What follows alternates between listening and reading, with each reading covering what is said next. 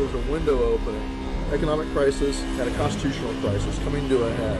We're going to be going through some shit.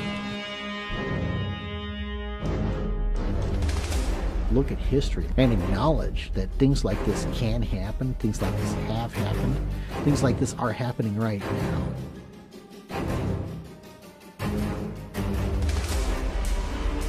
The gray state is a part of this Orwellian nightmare that's being set up. Their vision for what's next is a global Fed and even more power. The potential complete collapse of America, of a global economy.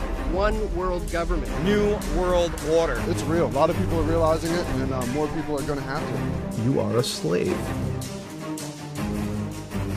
The system is failing us, and the bottom line is that something has to be done. This is an empire in decline. If we don't do something drastic to put the federal government in check, we're going to be doing things the hard way with a violent collapse.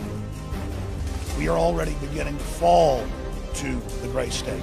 We're already halfway there. This is the path we're already on. Civil war is staring us in the face. Trends like the slow yielding of our quiet American towns to a choking array of federal surveillance grids, illegal police checkpoints, and literal foreign occupation. That is exactly the kind of abuse of power that led to the first American Revolution.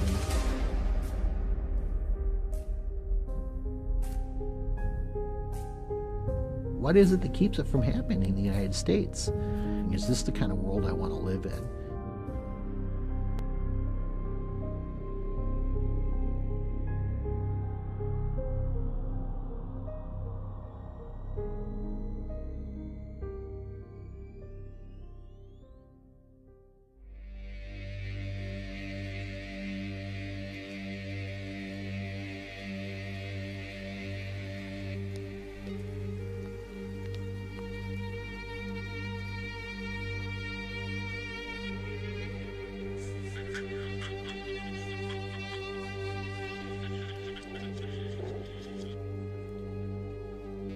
The gray state is a symptom. The disease is statism.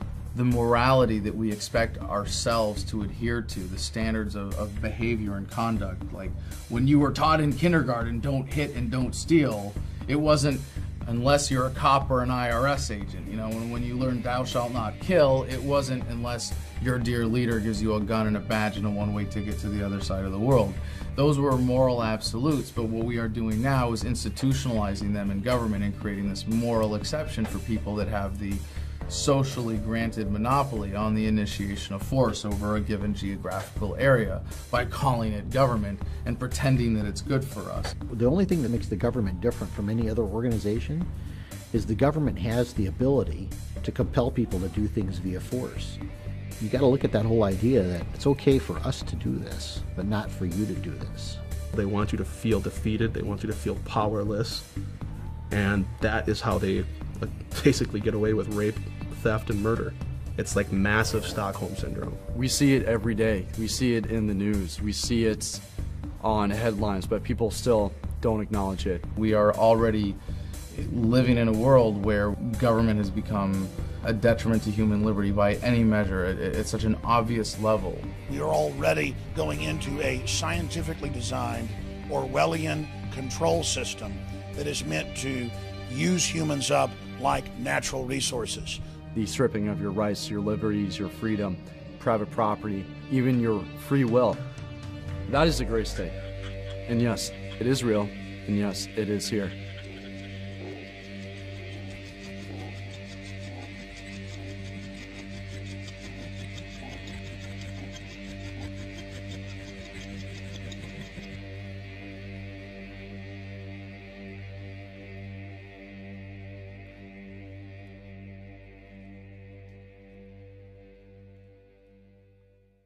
Jewel Beat.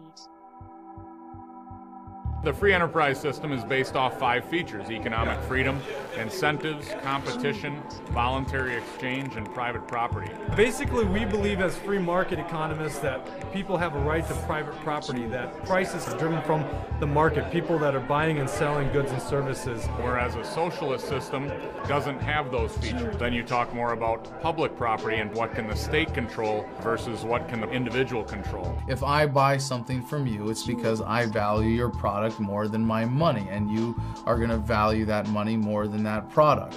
And we both benefit. Anytime you introduce force into that equation in any form, you subtract from humanity's potential to reach that ideal of prosperity and progress. You can't force someone by law to buy something. Otherwise, voluntary exchange doesn't exist. You can see that with Obamacare, different mandates for consumers to purchase various goods and services. So that is a progression towards socialism. You're mandated to purchase certain items from the state.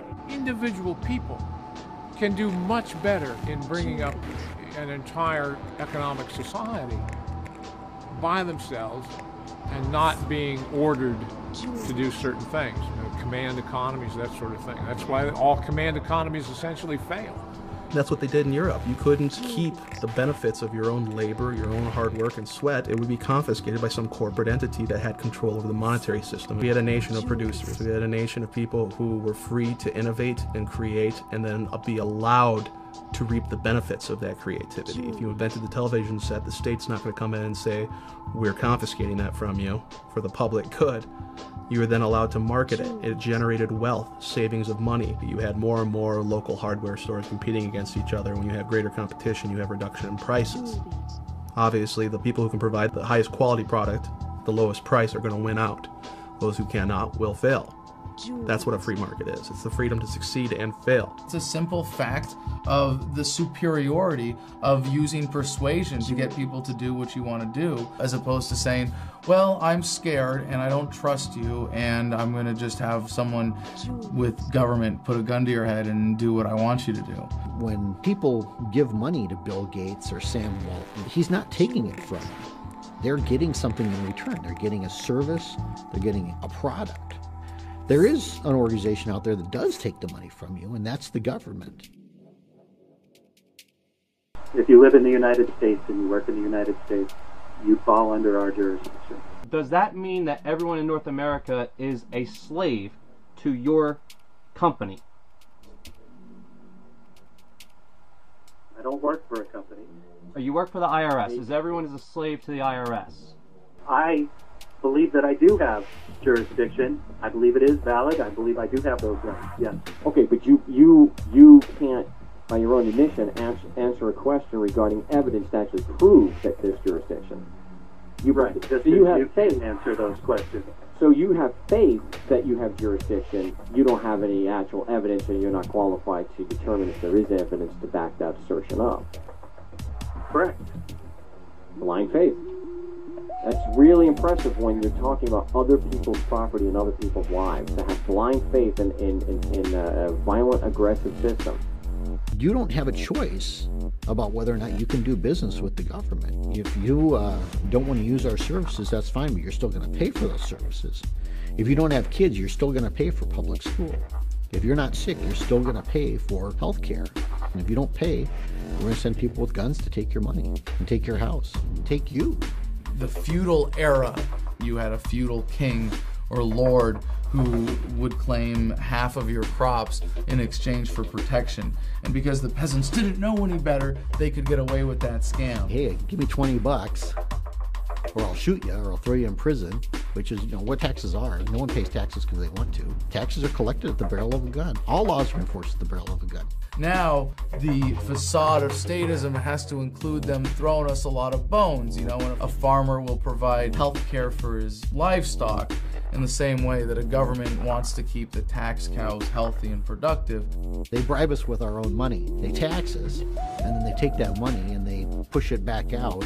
What they hope we don't notice is they take that money from us in the first place. Without the income tax, America historically became the wealthiest country on earth because it goes back to the benefits of a savings-based economy where you're able to accumulate savings and you're not forced to turn it over to a governing authority to redistribute as it sees fit. If you have a business, you're supposed to file as your business expenses, your business accounts, nonprofits, everything else. But you as an individual, there's no law stating that you have to file taxes on your income.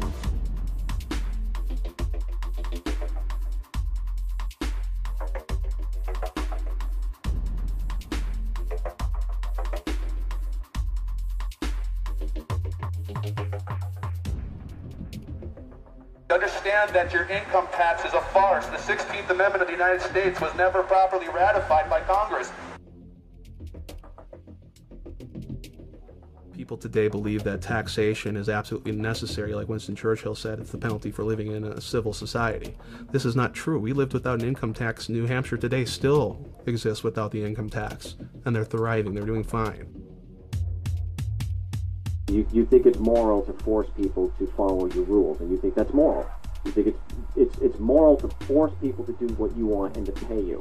And we don't believe it's moral to force people under threat to I disagree with the word force. Yeah, I disagree with the word force, but I think it's moral that you should have to pay your taxes, absolutely. So it's moral to force people to pay for services they may or may not want. Yes, it is moral to pay for things that you may or may not want. So by doing things voluntarily and not using aggressive force and asking questions, that to you is immoral. But the opposite of being involuntary, using aggressive force and not questioning, that's moral to you.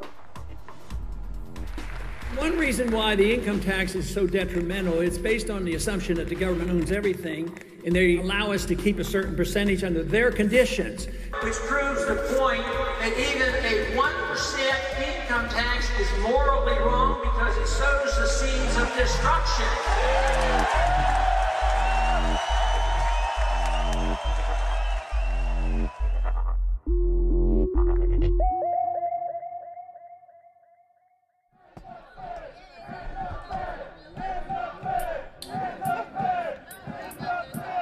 The gray state is a symptom of the step backwards of statism that we're experiencing right now. 2 steps forward, 1 step backwards is the course of human progress. And I can look back and say, well, we started the major step backward in 1913 that was the Federal Reserve.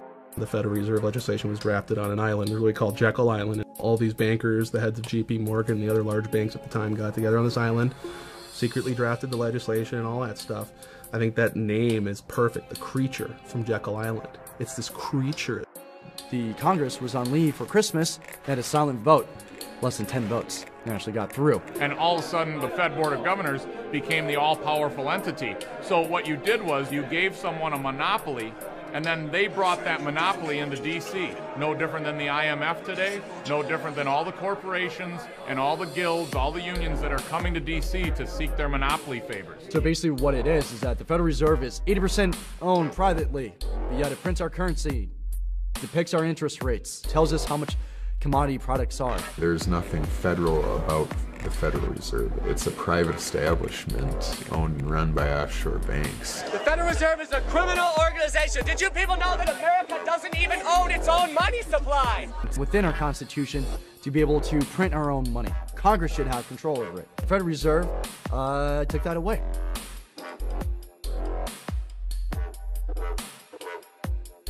This private central authority is going to loan money to your government at interest, so they make money off that debt. And then the federal government pays them back plus interest via taxation. And basically it prints false money, money out of thin air. I look at it as the age-old struggle of the philosopher's stone, where they used to try and find a way back in the old days to create gold, which was money and always has been money, out of lead, and they never could figure out a way to do it. So that's sort of like the rapture occurred when they realized we can substitute gold with paper money, which we can create infinitely at a very low cost. When they want to spend more than they make off the revenue from the people, that's where they borrow money from the Federal Reserve. Basically open a credit card. So this debt is only valid so far as our public is able to cover that debt based upon our level of income taxes. Federal income taxes does one thing, and that's it. When you pay taxes on your income, that goes directly to the Federal Reserve to pay interest on the debt that they create. Anybody not understand that? Anything they cannot pay for via taxation, they turn on the printing presses. At this point, it's analogous to a Mickey Mantle rookie baseball card. You give some governing authority the right to create photocopies of this, pass them off at the same thing. What's going to happen to the existing value of all other Mickey Mantle signed rookie cards in good condition? Well, they used to be rare, so they had value. Now they eliminated demand. They took us off the gold standard. They took us off the oil standard. Oil is now traded in euros and other currencies, so there's not as much incentive to invest in the United States.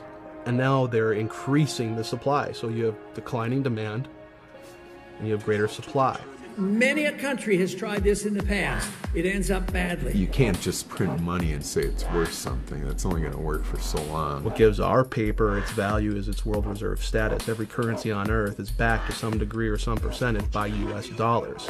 What used to give that value was that it was backed by something else of value. In our case, we had the highest gold reserves of any country on earth. We had an agreement under Bretton Woods with Saudi Arabia and OPEC, you know, the oil and petroleum exporting nations of the world, that their oil would only be traded exclusively in US dollars. Every other country on earth had to buy US treasuries and convert their currency to US dollars to get oil, which every economy needs to function, of course. That was the key to our prosperity in the early days. It's an illusion, it's a mass delusion to say that a Northern Ireland pound has intrinsic value. It's only valuable if somebody takes it. And if you go try to spend that down in London, 9 times out of 10, people say, I don't want that. That's not real money. That's not a British pound. It's a symbolic representation of an exchange medium. And that's the beauty of gold, silver, and other commodities. They don't lose their value. It just is what it is. It discourages moral hazard and unnecessary risk. If you couldn't afford it, you didn't buy it. This was not poverty. This was responsibility.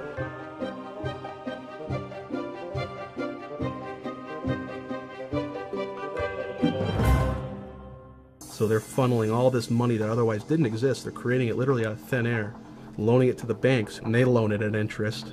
You go to a bank, you get a loan, they basically transfer that money out of thin air into your account, and it's a debt. But it came out of nowhere, so technically that's fraud.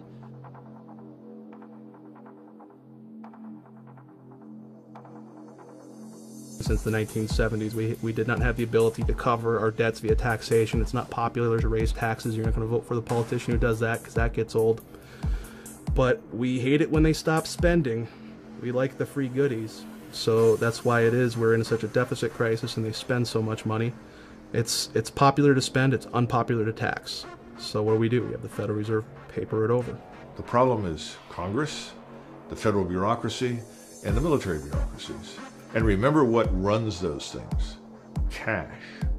When you fly into Ronald Reagan National Airport, as you're getting ready to land, if you look towards the Washington Monument, you will see this enormous mountain of cash. The problem with that mountain of cash is it's a magnet for all the wrong people. Everybody in the Beltway exists to get their hands on some of that cash. It essentially creates a situation in which everyone is for sale. Again, to go back to the Mayor Amschel Rothschild quote, who was founder of the Bank of England, granting control over a nation's currency. I care not who makes its laws. Now, they do not directly influence public opinion, the laws, or anything like that. They do so, however, indirectly, because they control the money, so they care not who makes the laws, because they can use that money, which they can create in perpetuity out of nothing, and give it to their preferred representatives in government and help shape the agenda. In every administration, there has been someone or multiple people associated to the Federal Reserve. Isn't that interesting? Why is that? People, when getting into office, can borrow money from the Federal Reserve directly for their political campaigns. They necessarily don't have to pay that money back out of their own savings or their own donations. They just leave that as national debt that the United States owes the Federal Reserve. The Federal Reserve is happy to create that debt because every dollar created, they get more interest paid back to them. Once they've taken this money from the Federal Reserve, it's like selling your soul to the devil. You don't really have a choice in which bills you pass or which ones you vote no or yes for. Listen, there isn't much altruism when you're flooded with cash. That is one very insidious way that the Federal Reserve impacts public policy. And they use, again, these various roundtable groups as a conduit to accomplish this indirectly. So it doesn't look like the Federal Reserve doing it. But that's ultimately what happens. How long have they been trying to do this? Forever. Bankers are like that. Yeah, if you let them do it. What you need is gutsy presidents, gutsy Congress people to prevent it. Obama's entire cabinet stems from the Federal Reserve. If you don't believe me, look it up. It's a win-win situation for government to spend. It's something that government's never going to be held accountable for. It's a way of free money for them.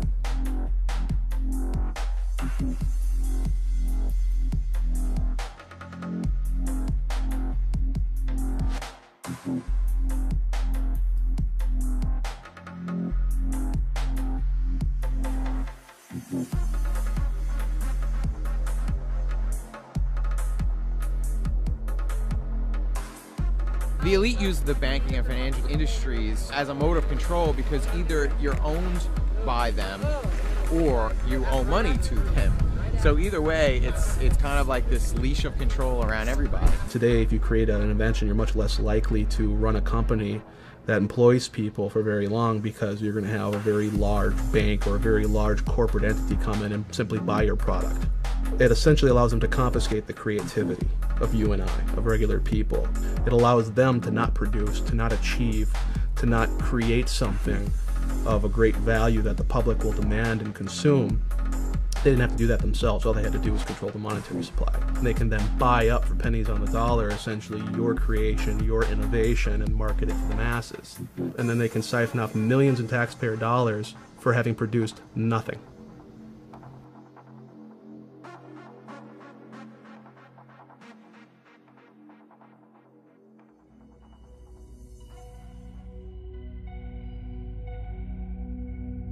As humans, we're designed to worry about the next tribe coming over and attacking our clan.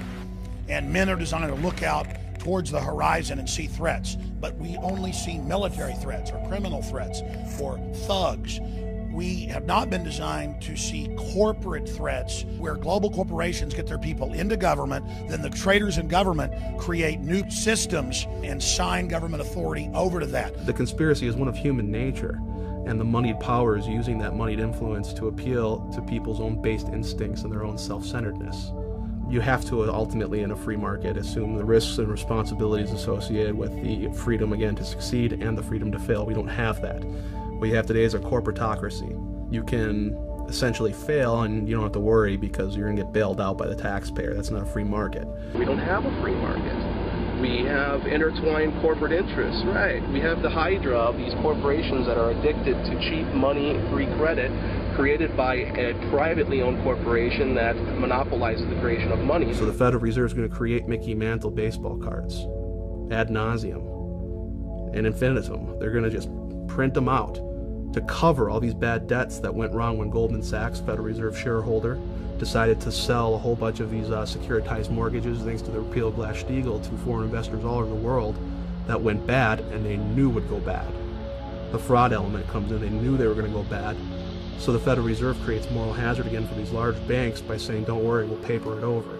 We are in the midst of a serious financial crisis, and the federal government is responding with decisive action. Over 700 points. Apple shares are just getting hammered. We're down by between 3 and 4.5%. A national rescue plan. $85 billion deal. The worst economic crisis facing the United States. There are going to be ominous consequences. We're in the last days of this country surviving. Supply urgently needed money so banks and other financial institutions can avoid collapse and resume lending. We bailed out the guys that created this mess. And those are the last people that should be bailed out. These people should be granted a free pass. Not passing a bill now would cost these Americans much more later. There would have been a depression for the rich people. They would have gone bankrupt, and instead, they got the bailouts and we got the bankruptcy. People accepted it. People were like, yes, good. Well, at least we have jobs. At least the banks are okay, because that's where our money goes. And every time they manufacture a depression in the marketplace, they receive a bailout. Smaller competitors do not, so they can buy up the assets, again, the things of tangible, actual value from the productive people in the economy, and they're confiscating it on pennies on the dollar, because when you're liquidating in a Chapter 11 bankruptcy situation, you're going to take whatever you can get. Then Goldman Sachs, JP Morgan, Bank of America can swoop in, take control of all those assets. They didn't produce anything. They didn't make anyone's life better, but they're rolling in the dough, aren't they? The primary problems here is that there's an absolute unification of money and power and government, and you need to try, for the sake of sanity and liberty, to try and prize those things apart, because at the moment they are one. Is this triangle: corruption leads to secrecy and incompetence. It just breeds all this, and they just want to keep everything quiet. In the Roman period, they used to talk about bread and circuses as entertainment for quote-unquote the mob. Let's increase prosperity and standard of living. Everybody gets to drive a better car. Everybody gets to live in a nicer home. And what we really want people to do is go to the mall and shop and be entertained. They've been very successful in turning the body of the American population into sedated consumers. Well, you can only sedate the consumer so long. When the consumer runs out of his ability to consume, when he suddenly wakes up and recognizes that what he thought he had, he doesn't, the money he thought he had is gone, the wealth he was promised is vanished, that's when the game is up.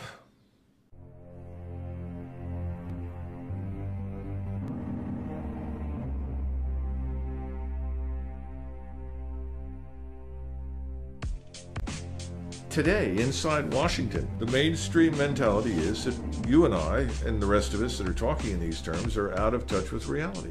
They cannot begin to comprehend what you and I are discussing today, and I think that's very important for your viewers to understand. Our banking system is a safe and a sound one. Our deficit problems are completely manageable. Everything will be fine. We'll pass some reforms, some new legislation. We'll make it all right. Part of the scam of government by printing money, by borrowing money. We don't have to tax people directly. We can commit intergenerational child abuse and pass that bill off to the people who are unborn, who, when born into America, have a $45,000 stone around their neck as their share of just the federal debt in its most conservatively estimated forms. People keep throwing around these numbers that were 15 trillion in debt, 16, 17. Those are all old numbers. It came out in Bloomberg Financial and other news outlets that under Obama's administration, in the first 2 years, over 23.7 trillion is missing. And those are old numbers, and that's on top of all the missing trillion from Bush. You had $1 million and you started counting one at a time. It would take you 11.5 days to get to 1 million.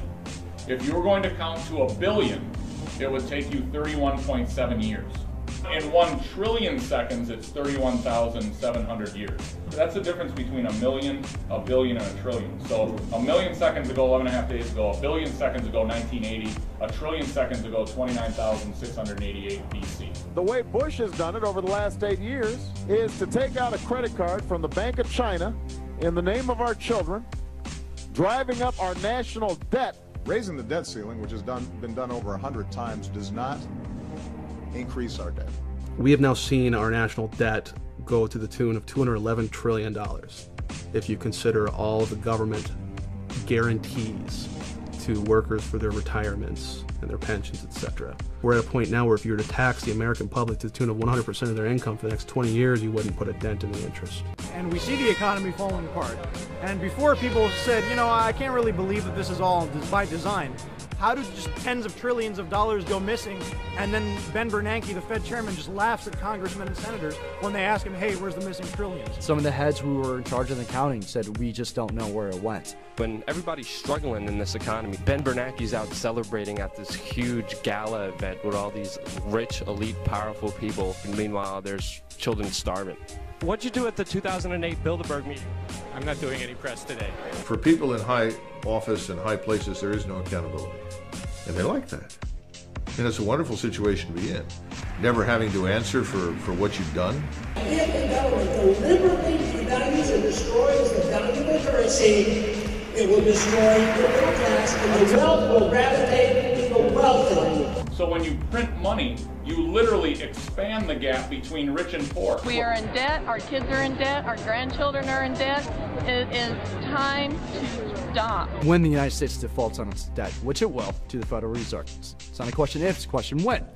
Each citizen has been placed on collateral, which is a Social Security number.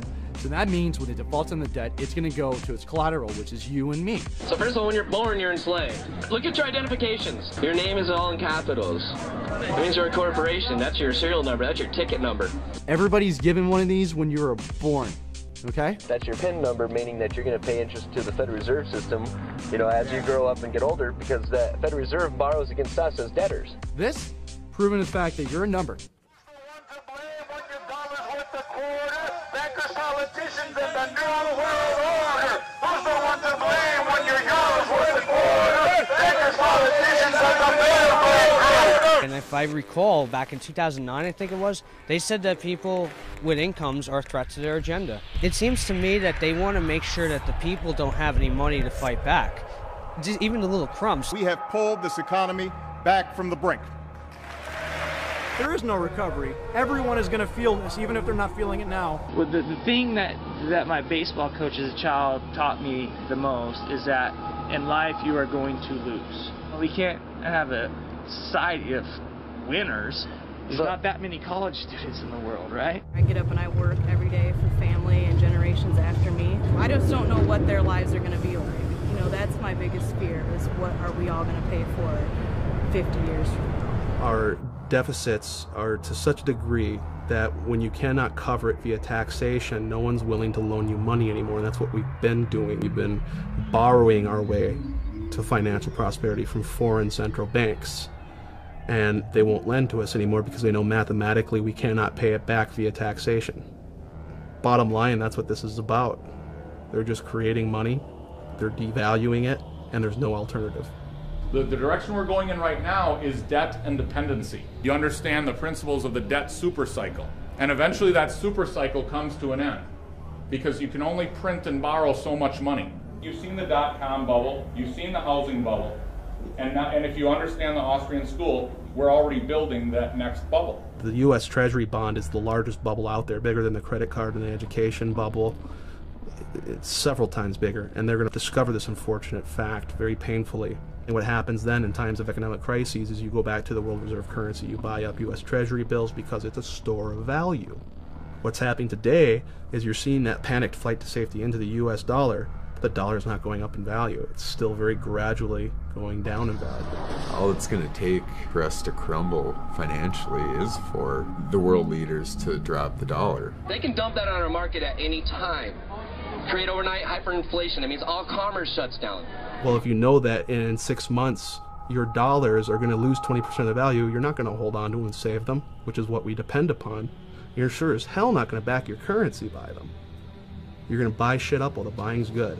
You see it now. You got China out buying up infrastructure all over the United States, Russia doing the same thing. So they're taking these worthless US dollars and they're buying up this country. And then there'll be a flight to safety in commodities, gold, silver, etc., to save what you have left. So essentially, at some point, all of the world's banks are going to dump dollars, and those dollars are going to start chasing goods and services.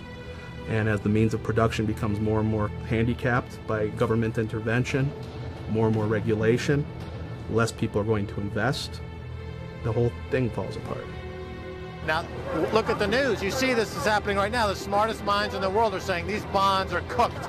We've had it. The rally is over. The long-awaited bond apocalypse is happening, and I think it is happening in the next month, 2 months, 3 months. It's happening now. So, what is real wealth? Is it in a paper currency again? No, that's just paper. It's kindling, it's something to write on, it's something to wipe your backside with. What does that paper get you? Goods and services. What does a bank confiscate? Do they come after your paper? No, they come after your house. They come after your cars. They come after the actual goods and services that had the value to begin with. And that's why everyone who's inside the Beltway is so desperate to convince everyone it won't happen. Because there is no way to avoid it anymore. The economy is going to be okay. Keep them working because you don't want to create pandemonium. If you start getting the people too scared about what's going on and start fearing the government, then they're going to have a revolution. They can't have that. They want to keep it on the tipping point where they have control. They're going to use our own money to enslave us and collapse the monetary system at the same time because, again, every currency on earth is backed by US dollars.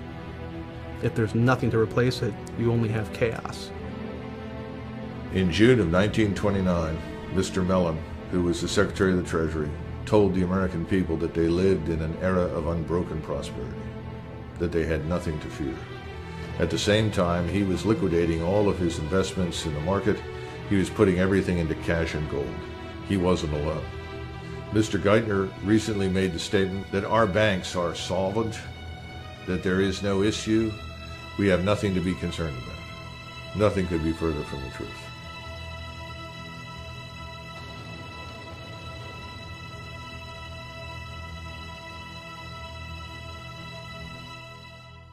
Jewel beat.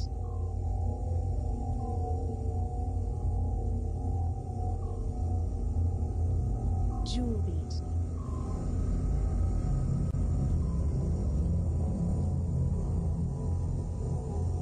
The whole idea about conditioning the kids is the idea of creating a new generation that thinks differently than the previous generation. Teaching the kids that they should think a certain way, or they should feel a certain way, or they should vote a certain way. Jewel beat.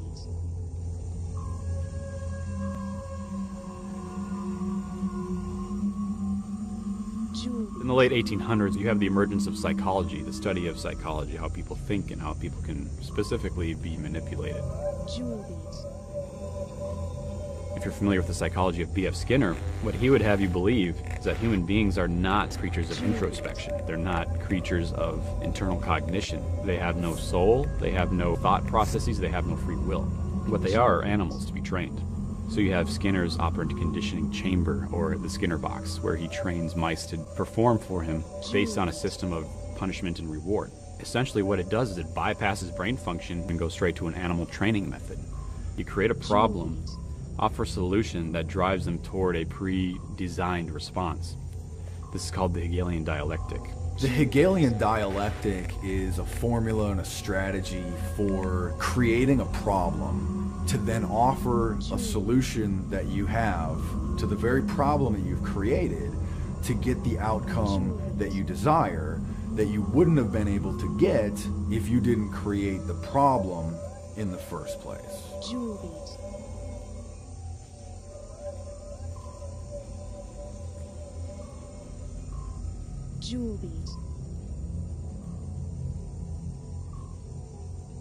The Hegelian social theory was adopted by Lenin, by Marx, and it was applied politically in the form of communism and socialism.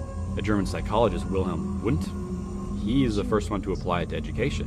For 85% of the American population, what is school supposed to do? Provide a path to employment and good citizenship.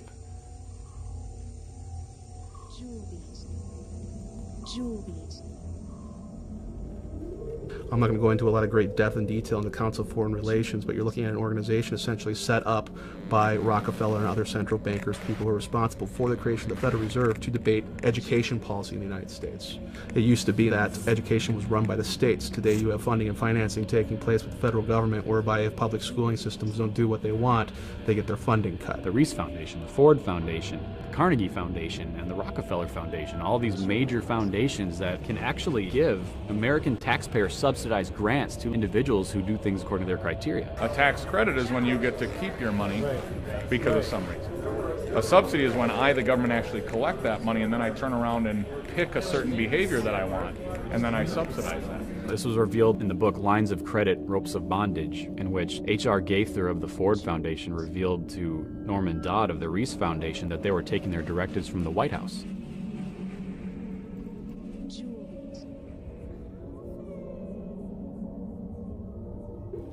The American education system is a combination of Hegelian social theory and experimental psychology.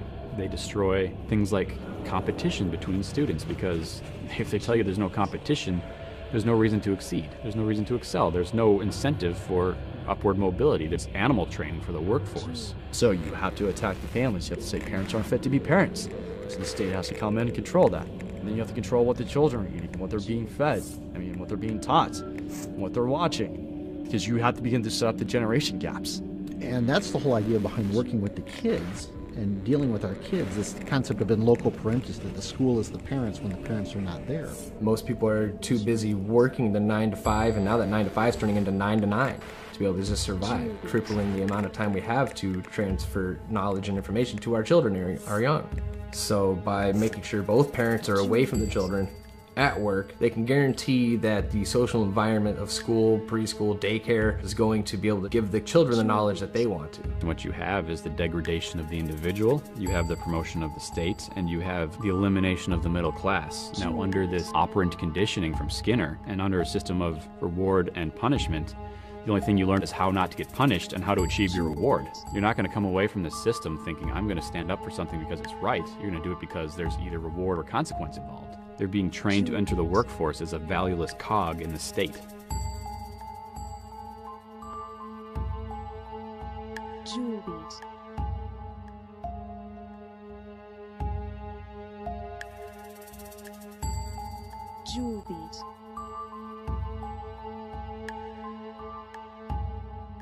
I'm a product of the public school system, and nobody ever taught me anything. I mean, I think we read the Declaration of Independence in the 5th grade, possibly. But I think the school systems are designed to keep people uninformed and to not understand the scope of their rights and where they come from. I think the powers that be would ultimately love everyone to believe that their rights come from the state.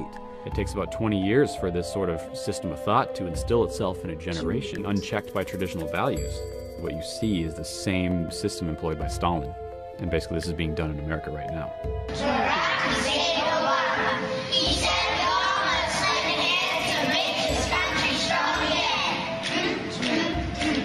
We're developing them to not question authority. We're developing them to be entitled, that the government will take care of them from cradle to grave. These efforts have been pretty successful. No one questions their shackles if they're born into them.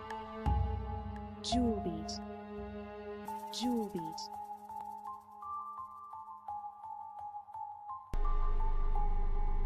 We have whole generations of kids that are being raised to not think like free people, to think like slaves, to think like they don't have self-determination. The state's goal is to get your children to turn against you in the name of the state, and that's where we are shifting now.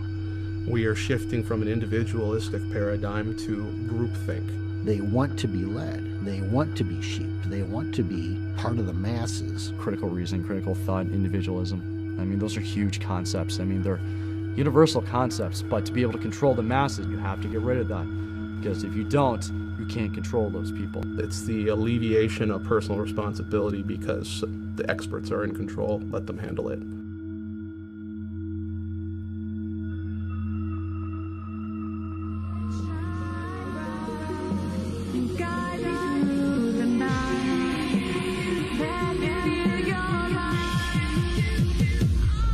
Hello, New York!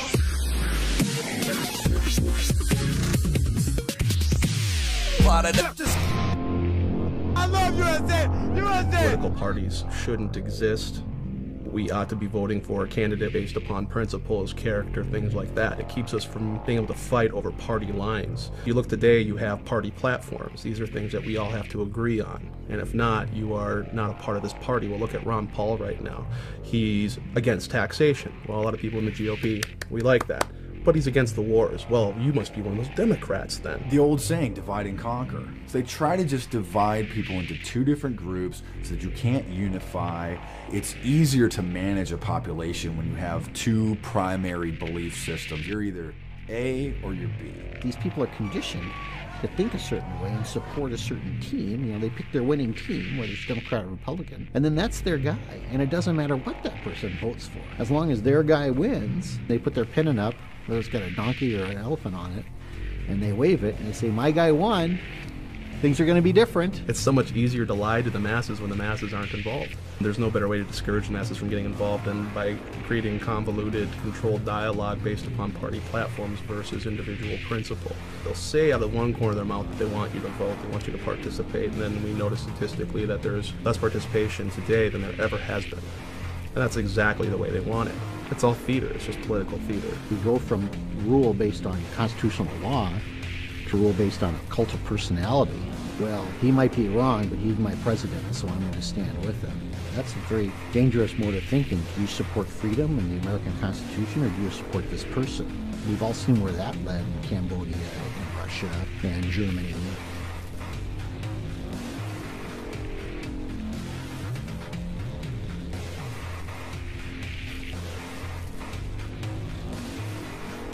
Bush and Cheney, everybody's got to obey the laws, including the president and vice president. Vote for Democrats. Obama, yeah. Woo! I'm sure if you ask the average Obama supporter if they have good intentions or not, they're going to say, of course.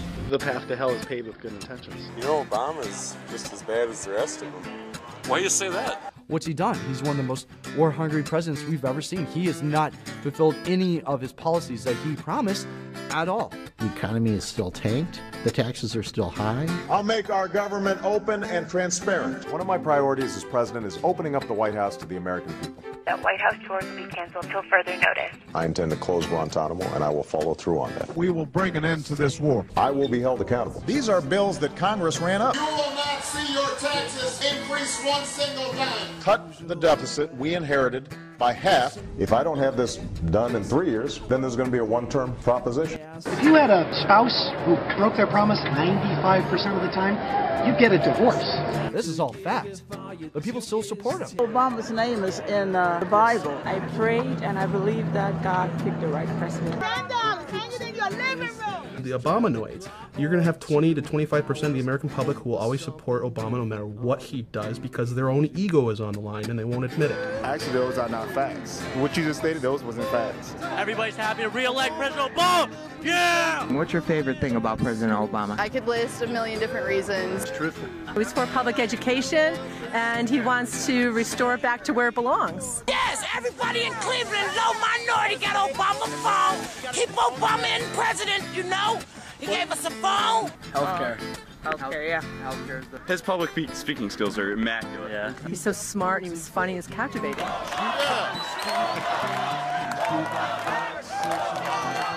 He understands where we come from as individuals. He's definitely for the people. Obama is my boy, man. He just knows what to do. Love Obama.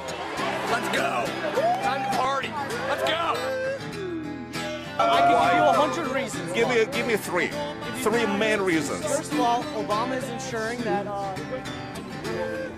And the American people have been complacent over the last several decades. They've enjoyed unparalleled prosperity. And let's face it, the average American on the street, he's not interested in what's happening in Kuwait. He could care less about Libya or something else. And so if you tell him, well, listen, we're bombing for democracy, goodness, freedom, human rights, so he said, okay, it doesn't affect him. He doesn't have to go. Children don't have to go. There doesn't appear to be any risk to him. Now that's changing. He's done everything Bush did, but more. Oh, I don't agree with that. Well, he had to continue what was started. You can't just say, okay, we're done. Well, sure, he didn't end the wars, but there are wars now, so we're in support of it. And, oh, well, sure, he hasn't completely pulled out of Iraq, but at least he's reducing the number of troops there. Oh, so it's diet tyranny. It's tyranny light now. There's a lot of other reasons why I'm going to vote for Obama, and hearing that stuff honestly doesn't change it. for the greater good, most of the policies he's put in place, I agree with. And he's challenging the status quo. Well, he is the status quo. Obama's going to take us forward. The president and the first lady are kind of like the mom and the dad of the country. And when your dad says something, you listen. I pledge to be a servant to our president and all mankind.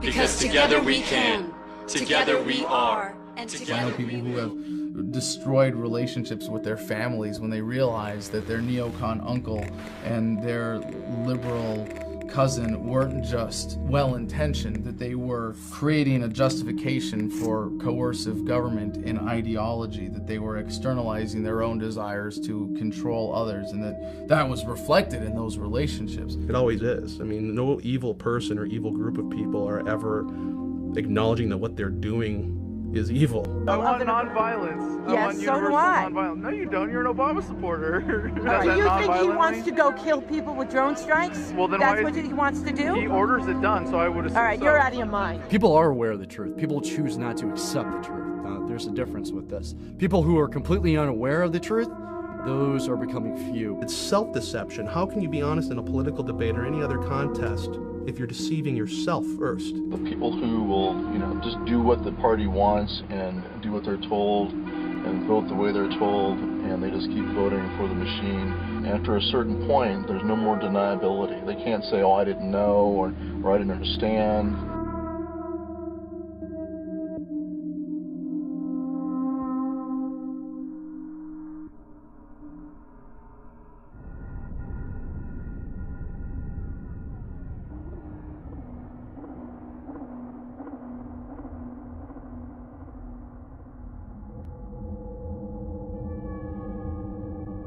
Americans accept propaganda from their government that if it came from the Soviet Union, they would have laughed at. But it comes from the Pentagon, and they get down and worship. They go around looking for ways to defend the propaganda.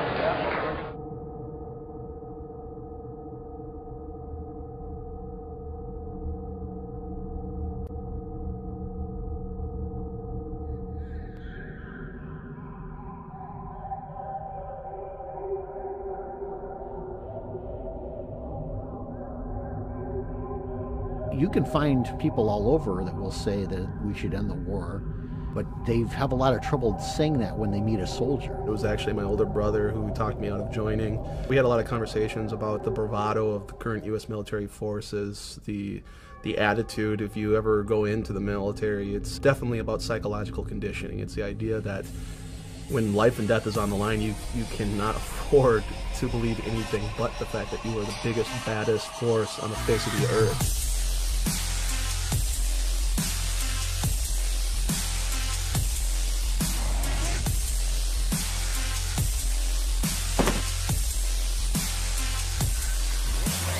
It's like they say, you know, yeah, I walk through the valley of the shadow of death, I shall fear no evil, because I'm the meanest motherfucker in the valley.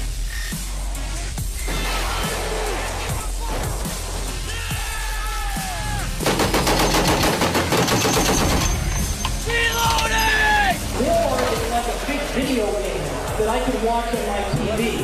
And isn't it cool to see all the U.S. flags all over the foreign country, showing how the occupation is proceeding? They want you to believe that patriotism means that you support everything the government wants. If you don't support it, you don't support the troops. Another day, man. Another day.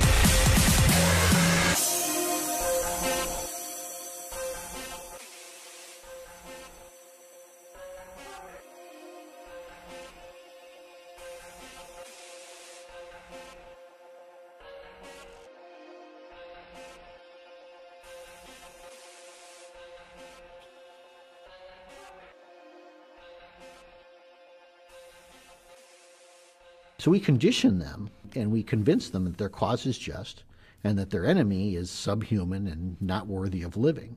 And the American people honestly play a role in that. They come back, and the reception they receive is just astounding.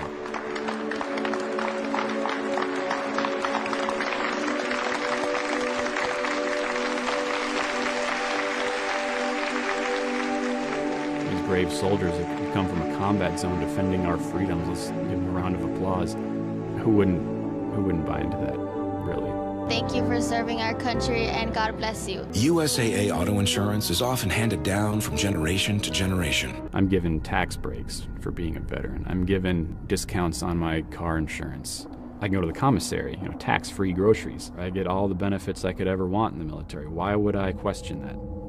We have soldiers who are coming home, they look at all this, and they say, well, it seems like that was wrong, but how could I admit that that was wrong because I was a part of it? You'll never know what we go through for your freedoms, but at no point does anyone question how are they defending our freedoms by invading a foreign country. Well, you didn't serve, you don't know. Well, then what happens when a guy like Jesse Ventura, who not only served, but served in the SEALs, he comes out and he speaks and he says the same thing. Oh, he served, but. There is no but. He served. He knows. He's been there. I was over in the Persian Gulf getting ready to liberate Kuwait, which is a kingdom, a dictatorship. And here I am liberating their oil assets from Iraq. I thought I was doing the right thing, too. And it's really hard to look back on that and say, hey, you know, that military conflict that I was in, that my friends died in, that I got shot at in, I have nightmares about, I guess that really should have never happened. And unfortunately, the media has worked tirelessly to ensure that this truth doesn't reach the American people.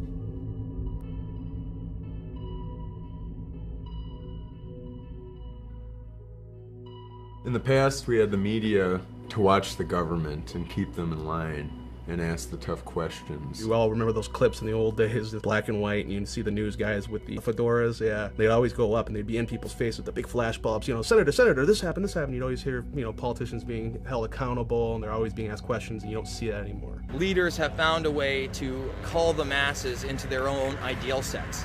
And whether that's through bread and circus, such as the Roman Empire, or today through the mainstream media, they get to decide that, yes, you're going to be obsessed with American Idol for over a decade, and when that starts to wane, you know what, we'll come up with Dancing with the Stars, and let's really be concerned about who wins the Super Bowl. 3 keys to power are banking, the media, and politics. If you own the banks, you can buy the media, you can buy the politicians. If you own the media, you can control what people see, what people think, you can largely shape the culture, you can create and shape people's fears, people's desires, the perceptions that they have of events. In high definition. Piers Morgan, live. This is an ABC News. In 1975, there was a Senate investigation committee called the Church Hearings, which actually uncovered that the CIA was paying, under the table, mainstream media outlets $250 million a year to act as gatekeepers and propagandists. In today's terms, that's $1 billion a year. Of course, they say they don't do that anymore, but it's foolish to think that they don't. Why do you think the top story is the top story on all major networks? Carl Cameron, you know, he'll tell you straight up, I can't answer anything unless it comes from my editors. I can't unless I've got it approved from media relations. I can only talk in front of my own camera. I'm sorry. Geraldo, will you talk about Building 7? Talk about Building 7. Help educate the public. If you get video of Sarah Palin or get a soundbite from her, bring that back to us. You can hold the Ron Paul stuff. We single out something that the media likes to talk about, such as the Trayvon Martin issue. Could have been me. But we don't talk about the much more serious events that are already well underway. When was the last time you saw images of caskets coming out of airplanes? You never do. So that's never in the mind frame. It's this happened, now Paris Hilton fucked somebody else. Let's spend 2 weeks on that. You can't say that this isn't newsworthy. Obviously, there is a blackout in effect. The mainstream media, though, wants to stay in business. And if they suddenly discover that the people listening to them don't want that message, they're not interested in listening to it, they'll change their tune. A lot of them are doing solid investigative journalism. Watergate, people were held accountable. People were fired. People were demoted. People were dealt with. There were prison sentences handed out. At least there was the illusion of some kind of accountability back then. The Obama administration was caught red-handed supplying weapons to the Mexican cartel. Why? Because the CIA wants a certain cartel wiped out, protecting their own drug interests. What happened? Nothing. The American citizenry now, like you've said, Fast and the Furious, they've done a great job. We just don't give a shit. First of all, I think that they shouldn't give us too much information, because anything that you and I can watch on television, our enemies can watch. Really, it's better to not say too much. Don't worry about it. You know, go back to sleep. It's amazing. The mainstream media can actually do its job, and it doesn't matter. The American public is now in a state of apathy, almost a state of numbness. And that's what I see, is like this is an entire country of people who are turning against the truth.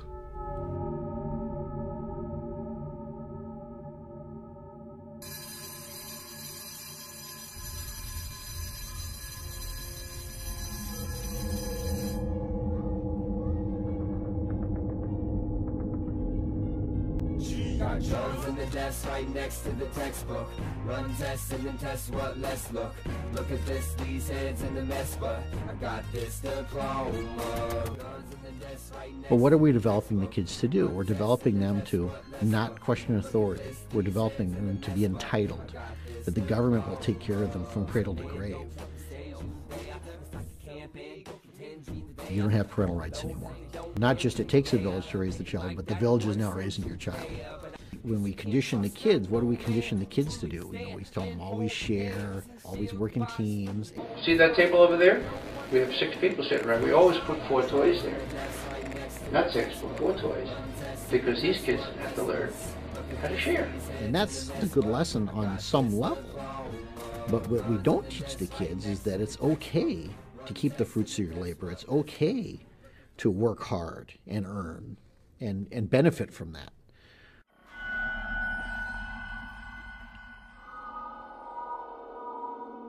Jewel Beat. The thing about wealth is not a zero-sum game. There is wealth out there for everybody. All you have to do is be willing to work hard and earn it. The prevailing attitude in America today is almost that you should be ashamed to be successful. You should be ashamed to be rich. And that if you are rich, the assumption is that you got rich by taking from somebody else. You will not find your justice in capitalism. You will not find your justice in the colonial government of the United States. You will find justice when the institutions of capitalism and colonialism are destroyed and they are replaced by sustainable ways of being that nurture and protect all life. Mike, you here with this Occupy movement? Yeah. What are they doing? They're chilling.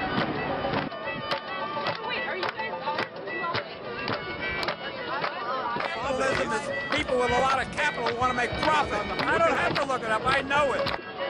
The rich, they keep getting richer. The poor man, he's dead poor. The rich man, he does while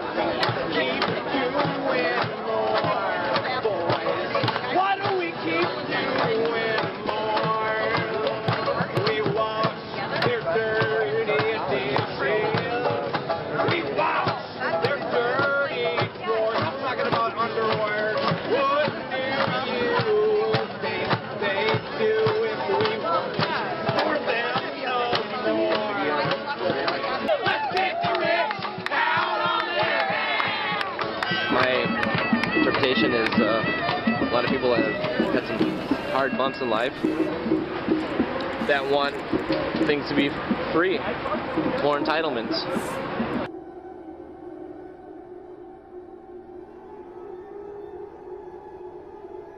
What people are calling for in Occupy Wall Street is like, well, God damn it, government, you need to do something. This is why we're losing all of our rights to too many people that are being dependent upon the system. We want to get all the free stuff. Where is my free stuff at? Nobody wants to hear this, do they? Getting my school loans paid for, getting my rent paid for, my food paid for.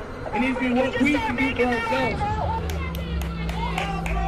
I will put this damn mic down once you all turn our country into a socialist society and take away my right to speak. Choose to be complacent or ignorant, and that's fine. That's your right too. This is how you disperse a protest movement. We have to ask a couple of basic questions. The first basic question, what should the role of government be? Should the role of government be there to run the entitlement system? Should we believe this story that entitlements are rights? Yes, there's always an appetite for big government. There's always this temptation of getting something for free. And there's always the motivation, well, we'll help the poor people. You want to give free food, free medical care, free education, free houses, and everything will be okay. The lie at the core of collectivism is that it is all for the good of the collective. Once they get you to swallow that lie, any other lie they tell in service of that is not a lie. Orwell nailed it, freedom is slavery.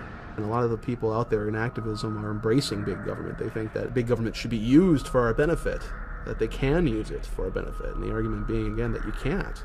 That kind of control central power. It's too much control for any one group. Entitlement means the government's going to give you something for free. Where does the government get it? They've never produced a thing. The only thing the government can do is steal it from productive individuals. You don't have a right to your neighbor's wealth. You can't go in and steal from your neighbor, but you shouldn't have the right to send a politician or a congressman to go into your neighbor's house and take what they have because you want it. They're saying that if you have more personal wealth than we think is necessary, then we're going to take some of that from you and we're going to give it to people that don't have any personal wealth. I'm a warrior for the middle class. I mean, I do think at a certain point you've made enough money.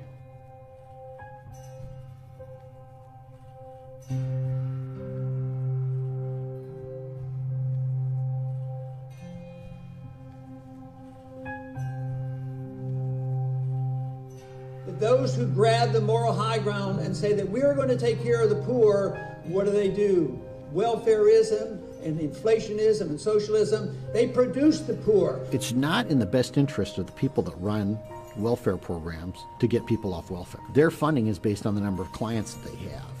Well, if they get a client off welfare, they get a client a job, then they lose that client, they lose that client's money. Because you've got to remember, it's a skimming game. For every dollar that it goes to a person on welfare, $10 is used to support that system. All these entitlement programs, they'll go on forever if you let them, because they will encourage people to become entitled. Well, I can work for minimum wage, or I can just quit my job and go on welfare if I have kids. Welfare is a better deal because I still get the money and I don't have to work. War on poverty? Are you kidding me? 47 years ago. And now we have 47 million Americans on food stamps in this country. So for 47 years we fought this war, bankrupted ourselves, and now what? We have cultivated this large underclass that has made itself dependent upon government, and government has encouraged that. The ruling elite love to create a nanny state because then you'll go along with their plan. You're not going to bite the hand that feeds you. And then the people who are getting the entitlement, well, what are they going to do? Well, they're going to vote for the people that continue the entitlement. We're saying to these people, well, you can't support yourself, so we'll just support you. But you got to support us when the time comes. We have historically been a bottom-up society. We're not a top-down society. You can't make someone equal economically to someone else by giving them something. Are you going to hear Mr. Obama talk in those terms? No, Mr. Obama says everyone gets everything for nothing in perpetuity. Don't worry, we'll print money. Don't worry, we'll do whatever is required. You can all be permanently dependent upon us, and that's a good thing. Honestly, it's almost like slavery. There's no personal freedom without economic freedom. If you don't have the means to earn money to support yourself, then you're going to be dependent on the government for food, for clothing, for shelter, for everything you need to stay alive. Because after all, look up the definition of the dictionary of slavery. It's ultimately boiled down to one word: dependence. If you are dependent upon anything other than yourself to provide for yourself, you are a slave. I won't have to worry about putting gas in my car. I won't have to worry about paying my mortgage. You know, if I help him, he's going to help me. The idea of self-reliance is gone. The idea of independence and individual freedom, the respect for private property, all of these things is gone. No. We can confiscate wealth from people that create it and give it to those who have none, and that will fix things. We've transferred $16 trillion in wealth since 1965 to the so-called underclass. The only thing the underclass has done is get bigger. They want that cradle-to-grave care from the government, and they want the government to use force and violence against people who are opposed to it. Well, I obviously believe that my ideas are persuasive enough and beneficial enough to society that people should subscribe to them, but frankly, some people don't, and yes. And at the end of the day, you'll use force against those people. I believe that it's the role of the government to use force. So you won't do it yourself, you'll hire someone else to do it, basically. That's what a government is. The reasons people do violence, if you look at the psychological underpinning, it's fear, insecurity, and the desire to survive. So we turn to violence when we're not secure in those things, when we're not secure in our own sense of selves and our own ability to thrive. That's why government propaganda is always fear-based. It's difficult for me to think that if we lose our economic freedoms, we become dependent on the government for our basic needs. The next step is we lose our personal freedoms, because then starvation becomes a weapon. Now, if the food stops, if the free services stop, and I think that could easily happen, because I think this whole giant federal edifice could go under, then you're going to have problems in many of these urban areas. In fact, you've already got them in the form of these flash mobs. We see gang members who are committing welfare fraud, and they are killing middle-class people who work for a living and pay taxes. These folks, they're not going to support this welfare state, but the people who do support the welfare state, well, they're going to go and kill their political opponents. We're already seeing this violence. This has already begun. It's just not covered in the media. We don't talk about it. We had an example, a beautiful example of minimal power in our government, and then we had maximum productivity and maximum wealth. But today we think too much of the wealth and believe that government provides this, rather than understanding that wealth and prosperity comes from freedom and productivity and not from the government. When we had a freer market and sounder money and limited government, the middle class in this country was the largest middle class in the history of the world, and it was the wealthiest middle class in the world. Madison said it very well. The purpose of government is to protect the unequal distribution of wealth. Mr. Obama wants to destroy that unequal distribution forcibly. Personal responsibility, self-sufficiency, independence, all these things. You can't have that without recognized individualism. Individualism is now being demonized. You're selfish if you're an individual. You need to be thinking about the whole, the needs of the whole. Well, of course we do. We all do. And we discussed 250 plus years ago that the best way to go about this is by securing individual rights. But you can use the needs of the whole as justification for all manner of tyranny. If you're looking for a leader, you're going to get a master, and you fucking deserve one. The most ancient divide in politics remains to this day the fundamental divide. The legalists, as they were called, and they were chiefly the people in the governing class, just as they are today, and we would call them totalitarian, who believe that every aspect of our lives should be dictated and ruled and pushed around by government. Instead of a political continuum being a line from left to right, it was really a circle. And that all political systems had to be judged by the amount of bodies that they stacked up. At the bottom of the circle, cheek by jowl, was communism, Nazism. Moving up the scale, you had socialism, fascism, all of the various collectivisms that subordinate the individual. And at the top was the constitutional republic of the United States. Free men, free markets, rule of law, ordered liberty. What the Chinese used to call the Confucians, the libertarians, the live and let live brigade, the free marketeers, the small government men, the small tax. Us. This is a country of individuals. What sets us apart from Western Europe around the time of the founding of this nation is that you already had socialism already in Europe. It just had different names. You know, whether you call it socialism, communism, monarchy, the end results are the same. A small oligarchy of people are in control. 90+% of the masses are out of control. Our country is hijacked by a bunch of cretins and draconian legislatures who have grown complacent and comfortable as they receive from us the best health care in the world for free, six-figure salaries, the best business connections that corruption can buy. Our government's supposed to be, well, first of all, transparent, but also should be doing our will. They're just our representatives. They don't respect the Constitution, nor do they respect the will of the people, nor do they respect, you know, the principle of the people, the sovereigns, knowing what they're doing. So they presume that they're somehow, you know, the appointed elite. They believe they were born with spurs on their feet, and the rest of us were born with saddles on our backs to be ridden. This is the attitude they have. It's really kind of modern royalty. It's perfectly expressed in, you know, we are the board. You will surrender to us. They presume up front that they have the right to direct you because of this larger idea that, oh, by the way, only serves their interest. That's the big lie of collectivism, because it isn't even about collective. It's about personal power of the people who direct the collective. They hate the idea that ordinary smelly people should be allowed to have a say, when government should, in their view, be in the hands of the great and the good who deserve to exercise it. A new aristocracy of blackguards.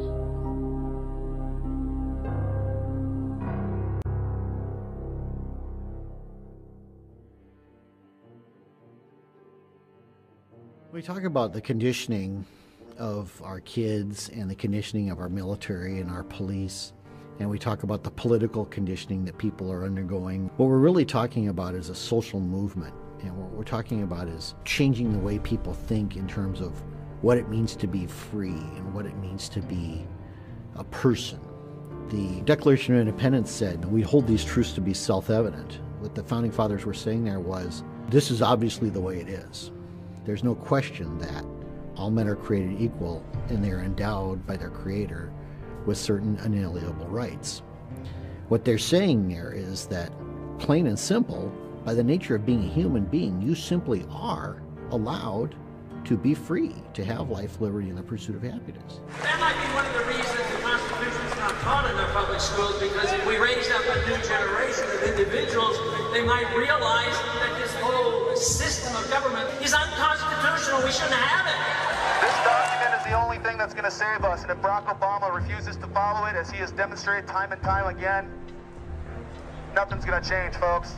If you get enough generations that come up under this system, and they just keep injecting more and more and more of the tired old world saga of collectivism into the minds of the youth, then this is where you end up.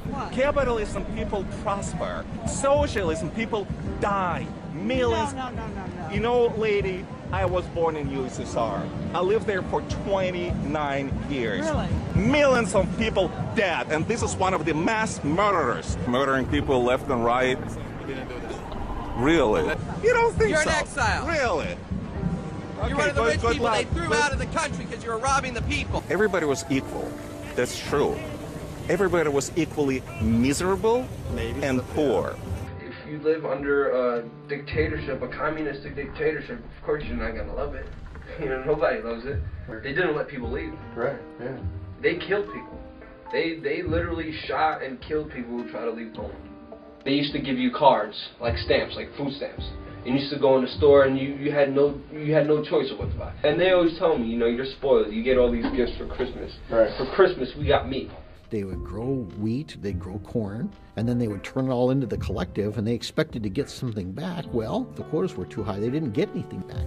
So you literally had people growing their own food, turning over to the government, and then starving to death. You have rationing of food in any controlled economy. They reduced the people to utter dependency, and that's how the Soviet Union had their way with people for decades. And people died. Thousands of people died. Well, my dad, put his whole life on the line to come here because he saw it as a beacon of freedom. He saw it the complete opposite of what he was living under in Poland. That was his major goal, is to get away where I could have an opportunity to live my life in freedom and not be ruled by, you know, the elites.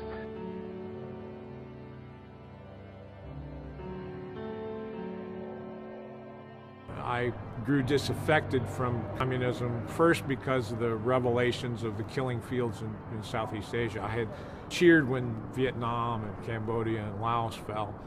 Then the revelations started coming out about massacres of innocents.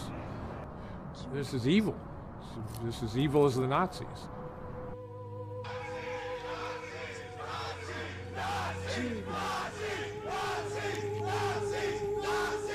It's really hard for people to fathom those numbers when you're talking about Stalin 60 million, Mao, you're talking what, 40 million, you're talking about Hitler 6 million. The individual matters not a thing. That's why they define peace as the silence, imprisonment, or death of their enemies. To believe anything else is to deny a reading of human history.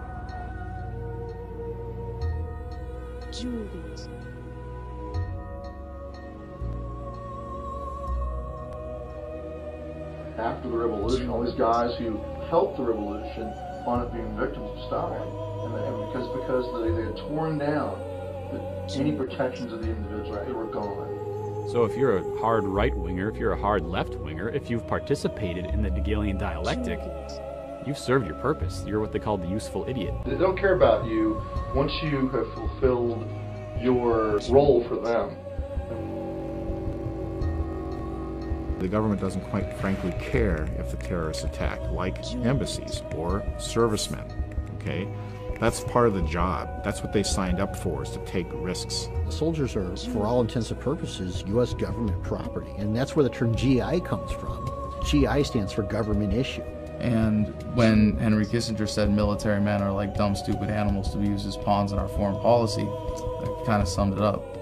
What difference at this point does it make? I think of the story of the early days of World War I on Christmas Eve, where they took a pause and the Germans and the British started singing Christmas carols, and they finally got together and exchanged gifts and had a Christmas tree. And then in a day or two later, the hard might of the government comes in and says, you will not have peace. You must go back to shooting and killing each other again. Dwight Eisenhower, in his farewell address from the presidency, said that we should beware of the military-industrial complex.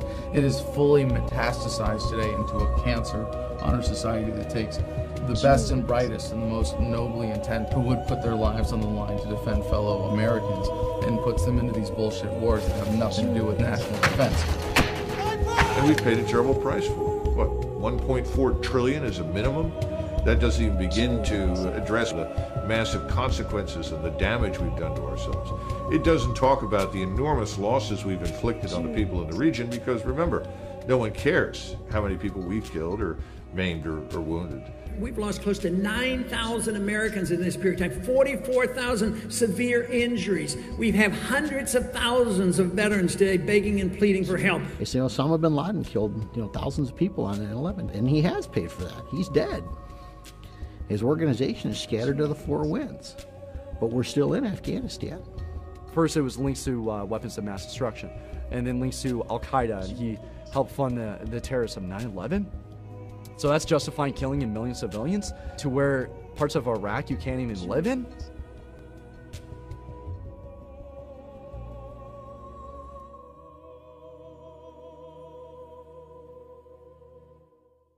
And while this is all going on, we're conditioning them that this is right. We're conditioning them this is what they have to do, that their cause is just. As a result of this work, the world is more stable than it was 5 years ago. Apparently it's morally okay to launch a war on the most absurd, transparent pretext, kill maybe 1 million people, displace 4 million people, and this is mainstream. That's a mainstream position. People forget that when you hear these numbers, you can't possibly conceive that millions have been killed in the war in Iraq, for example, because we're such a compassionate military force. People forgetting that the statistics don't always account for the birth defects and miscarriages. Depleted uranium is essentially an industrial waste byproduct, and what better way to make money of something you don't have to worry about spending money on disposing of safely, right, than to turn it into a weapon. This is a very dense material, a very dense compound, great for anti-armor. problem is it leaves thousands of years worth of radioactivity behind, and if you look at children that are being born in Iraqi Kurdistan in particular, where they use a lot of depleted uranium, but they're using a lot everywhere anyway, you've got massive deformities, gigantism, and other things. Higher rates of cancer, leukemia, and infant mortality were found here than in Hiroshima and Nagasaki. These babies are doomed to die. These are untold thousands, if not millions, of lives that are being killed even before they're born. Those are the true costs of modern warfare. Depleted uranium is also a violation of the Geneva Convention and various other treaties that have been agreed upon by the United States and other Western powers with respect to chemical and biological weapons. Hell, we're in Iraq for WMDs, and we're using WMDs against these people. You don't hear about our weapons of mass destruction, do you? You know who pays for that? You do. Your taxpayer dollars. You're the one who pays for that, so I hope you feel good about that. Dear any American who thinks this Boston massacre is a big deal, but never protested a war, go fuck yourself. In Iraq, from the end of the first Gulf War to the start of the current occupation in 2003, sanctions on the country led to the deaths, conservatively estimated, of 500,000 Iraqi children. That's like 45 Boston massacres per day in Iraq for a decade. One every half hour. And they're not being blown up in explosions. No, these are the ones dying slowly, painfully, starving to death. Did you cry over that? Did you protest? Did you do anything to voice any opposition to what Madeleine Albright, then Secretary of State, called acceptable collateral damage? You can't say that you are a Christian, that you believe in the sanctity of all life, and go bombing people into the Stone Age and taking their shit. That's immoral. You can't have it both ways and then say, oh, but I'm going to oppose abortion. You either are or you are not. I can respect someone a whole lot more like a Zbigniew Brzezinski or Henry Kissinger who just outright says it. Just outright says, we're going to take it because we fucking can. And if you oppose that, try and stop us. At least we know where they stand. But with the common American, you want to have it both ways. We are dropping bombs on crowded cities at night where old people and children are sleeping. And we're watching it on CNN.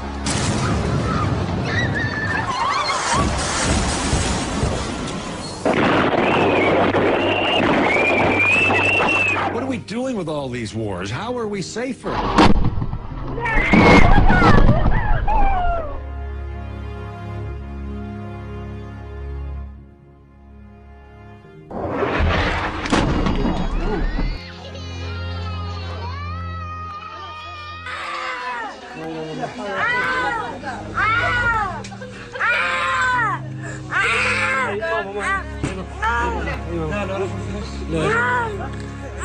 This is a product of the emotionally stunted state that Americans have been lulled into.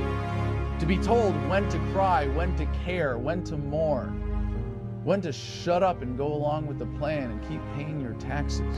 We are creating enemies with this foreign policy faster than we can kill them. And I can tell you that from my personal experience in Fallujah that backs that assertion up. They don't hate us because we're free. They hate us because we're myopic, patriotic idiots who allow ourselves to be so emotionally manipulated that when something like this happens, the result is more brown people on the other side of the planet die. We made good progress, and we'll continue to work together to achieve freedom and peace. People don't care because they choose not to. It's that simple. Either you do care or you don't fucking care.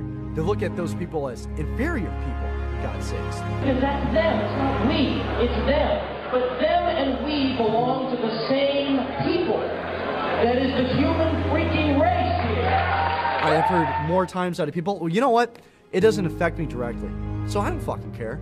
And they'll go, is that wrong? If you consider yourself to be a moral person, you have to be opposed to this.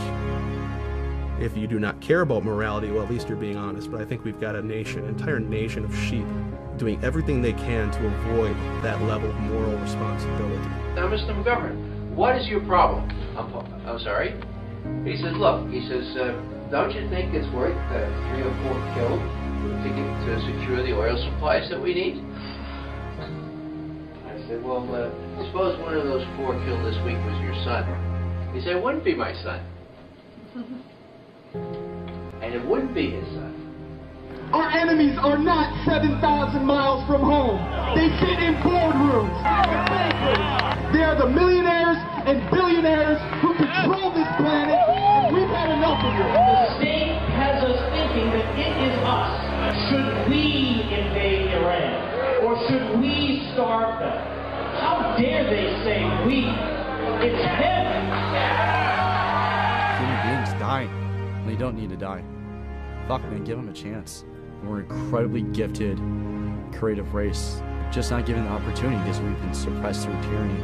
I will not be a part of that anymore. These medals don't mean anything to me, and they can have them back. And I choose human life over war, militarism, and imperialism. You are deluded, and your delusion is dangerous, and it is getting people killed. And your attitude, your tribalism, your personal identity, because you choose you want to be an American before you want to be a human being, it's disgusting. I'm sorry to all of you. Fucking sorry. Yeah, you're right, I didn't serve. You're the one serving. And it's your children who are going to look up to you and think that you're the greatest people in the whole world. Do you want a better life for your children, or do you want perpetual warfare? I really see this as sort of a moral decline of the United States of America, the idea that the ends justify the means. We need your oil, so we have every right to take it because we're bigger and stronger than you. That's what they do.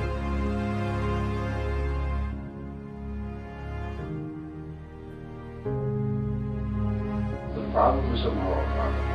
The answer can't be sought or gained by looking to the traditional moral authorities, because they ain't there, folks. What does that mean? It's only us. This is the stuff that keeps me up at night. This is the stuff that keeps me up at night.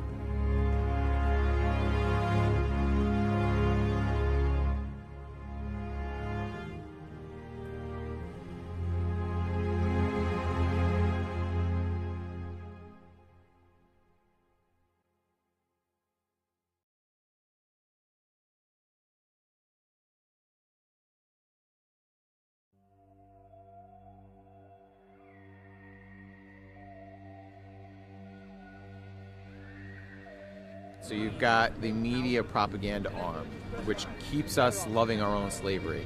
Then you've got the financial system, which keeps us dependent on them. Then you've got the military state, the police state, to keep physical control over us.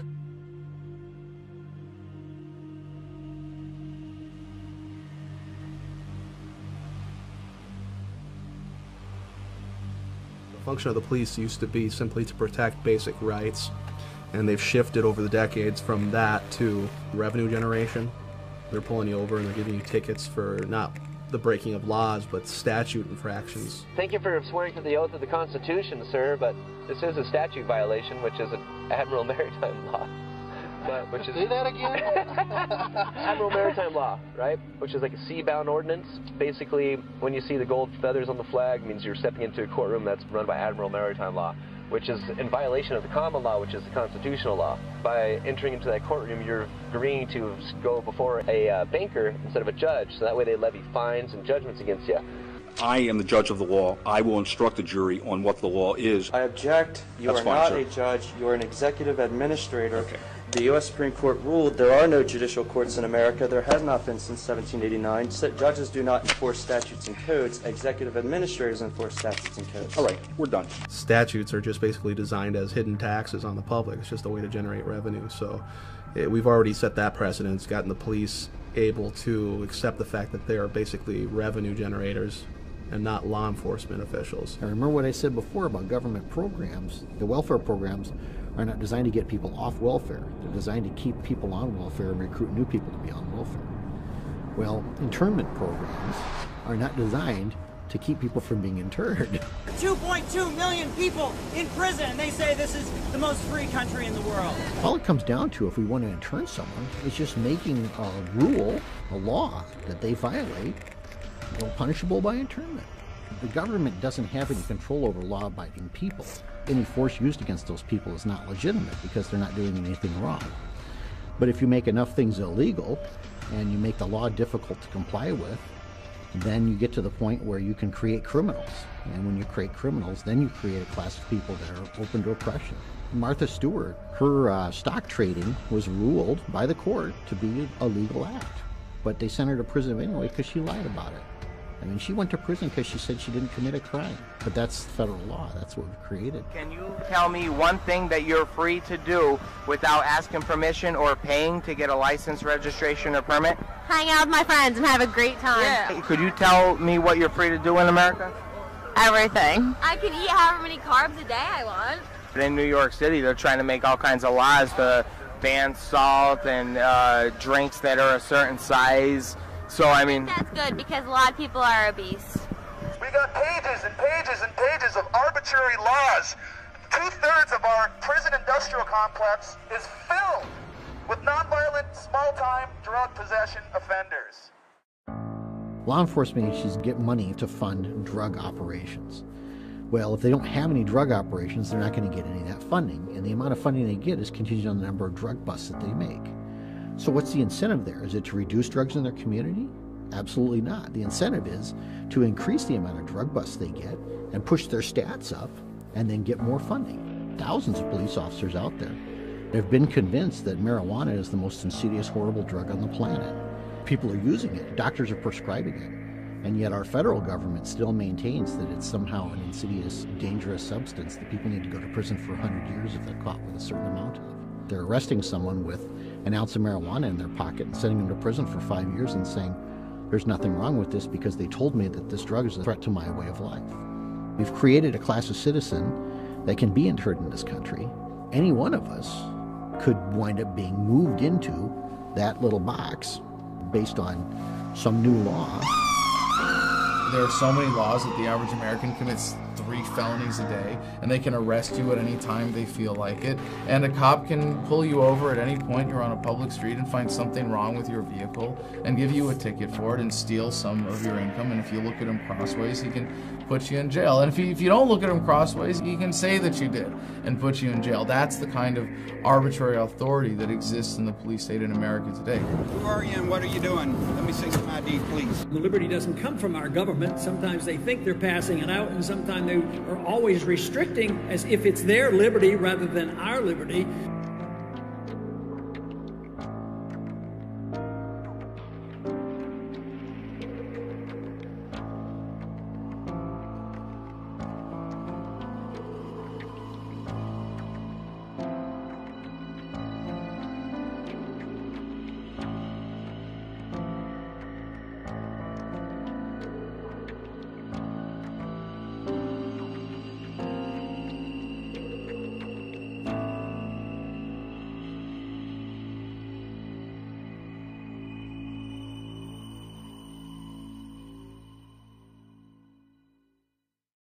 They say they're above the law and pass all these unconstitutional laws making us slaves. The question is, when government becomes venal and oppressive, to whom can the people turn for peace, safety, and freedom?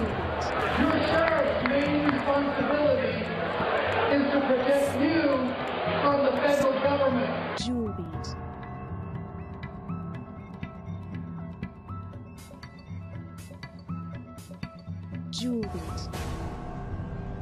And then we give our police departments military-grade weaponry, assault rifles, we give them armored vehicles, helicopters, infrared.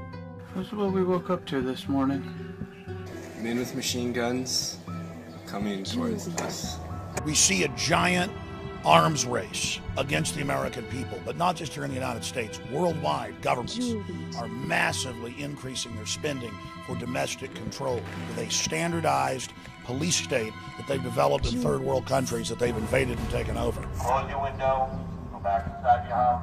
State police forces that gush at the thought of cooperating with Homeland Security and the feds, completely turning the whole concept of our government on its head by saying that The federal government is here to protect us, when really the founding fathers designed the government to protect us from growth of government. I think militarization is a better term than federalization to describe what is happening to the police force. It just so happens that under the current system of government, it's happening at an increasingly federal level, that the federal government takes control over local police forces while at the same time using the federal government's revenue generation system of printing money or through direct taxation to funnel more money to support things that the free market never would, to continue the racket that is government. Ronald Reagan said the closest thing to eternal life is a government agency, and it's true, because once you give them the funding to do things with, at best, a warped system of accountability,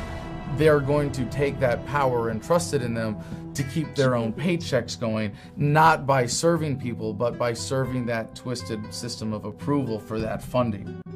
Jewelry.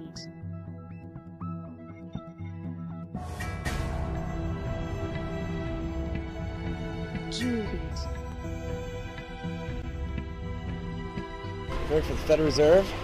Yep. Where's the Federal Reserve Bank around here? It's not. It's not? Nope.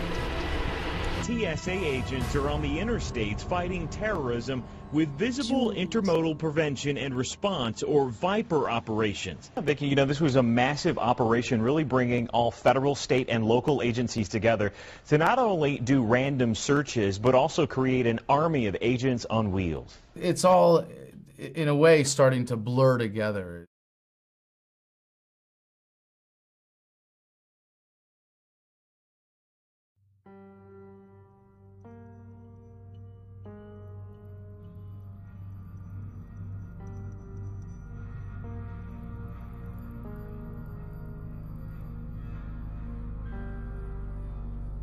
You can see examples of the gray state in our modern time just by simply walking down the street and looking at authority figures that you have to deal with. You can see that a lot of authorities are becoming more militarized just by in the way they look, in the way they act, and the way that they treat us. If you have an honorable discharge from the military, it's pretty easy to get a job in any police force in America. We see people coming home from war, taking those jobs, and bringing that mentality of the military occupation to domestic law enforcement. And so that does have an actual effect on the relationship between individual officers and citizen subjects. I was out confronting Karl Rove on war crimes with Colleen Crowley and others. The police escort that he had with his entourage was younger guys, cut, very fit. You know, we all like to joke about the donut-eating cop who's overweight and couldn't run a mile to save his life. These guys are cut. And the look in his eye when I was disobeying him, he wanted to hurt me. He wanted to hurt me. I even called him out on it. I said, "You want to hurt me right now, don't you? You really do. Let me guess, you were over in Iraq, weren't you?" And he says, "We need you to leave. We need you to leave right now." I'm like, "Well, isn't that a bitch? Because I bought a copy of Karl Rove's book here, so I'm a customer. I'm not loitering, am I?" This guy, he wanted to hurt you. If he had been given the order by his higher-ups to beat the living piss out of me, he would have not hesitated. So you have a lot of guys coming out of that mentality of the dehumanization of the enemy, that is how we impose martial law in Iraq and Afghanistan, and applying that in the United States. We see this militarization of the law enforcement, and we combine that with the conditioning that we do. They're not even people, they're bad guys, they're criminals, they're enemy, they're drug users. So these people are inherently evil, and we are absolutely good, and we have the best high-tech equipment and weapons, and we are going to squash this enemy. It goes back to the ego again and the badass mentality, and then the police want that because, yeah, they don't want people questioning what they're doing. They want people who get off on power. Shut your mouth, I'm talking! I am Officer Riviere. Now, the sooner you learn that, the longer you're going to live in this world. There is a intentional dumbing down of Americans. You all realize that. And that starts in public school. The cops in the military went to the same public school you and I did. And they didn't learn their history, didn't learn their heritage, they didn't learn the Constitution, but they're not all bad. Most of them, I'm sure, joined the police and military because in their hearts, they saw themselves as a hero. And they wanted to be a hero. And they wanted to be a defender and a guardian. And so the best of motives, but if they don't know the Constitution, and they don't understand the basic principles about human rights, they can be easily manipulated and twisted into becoming dissident force. I often talk about how things seem to be going in cycles and how history repeats itself, and how, like, we have the Occupy movement is the Hooverville of today. With the Occupy movement, we saw militarized police using weapons used in foreign wars against protesters domestically. These Occupy Wall Street people are dissenting, and we need to crush them. Scope 16, scope slide,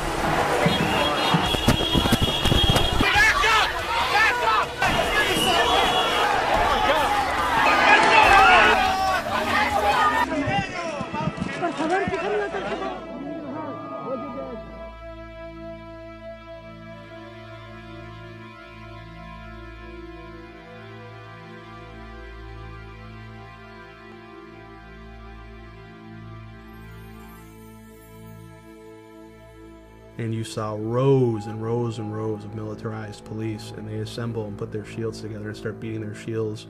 Thump, thump, thump. It's psychological. It's designed to intimidate and create fear. I was just pleading to cops, please don't tear gas us. We're completely peaceful. No one's facilitating any aggression, and they just like tear gassed all of us. Kids and strollers were in their moms, and people were actually trampling each other to try to get out.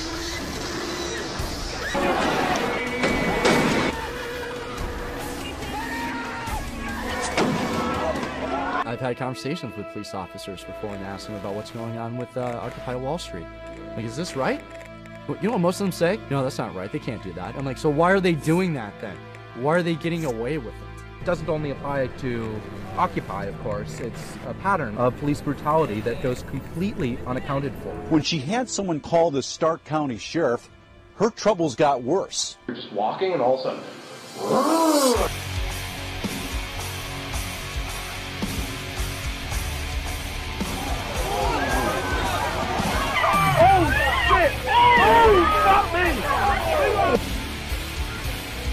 Without a warrant, commandeered my vehicle, searched and seized my home. Both of them bust out of the car with the guns drawn. Get on the fucking ground, let me see your fucking hands, don't fucking move. Hands! Fucking hands! At least 8 officers rushed to the car with guns drawn and even rifles out. Then one fatal shot was fired. Sticking their middle finger at us and screaming obscenities, telling us your friend shot himself. I have no criminal background, I have no psychiatric past. They have researched me. I'm holding my dick in my hands. Are you gonna stick your hand down their pants or something? Yep. What's my arm? They started shooting him.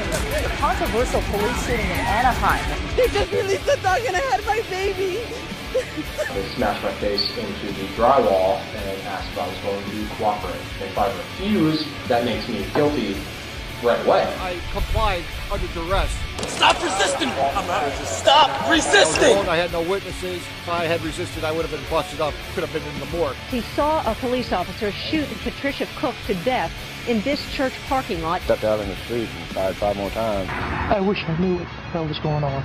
The American people refuse to be terrorized, except by our own fucking government. As an American, you are 8 times more likely to be killed by a cop than by a terrorist. I would rather go to jail than be dead.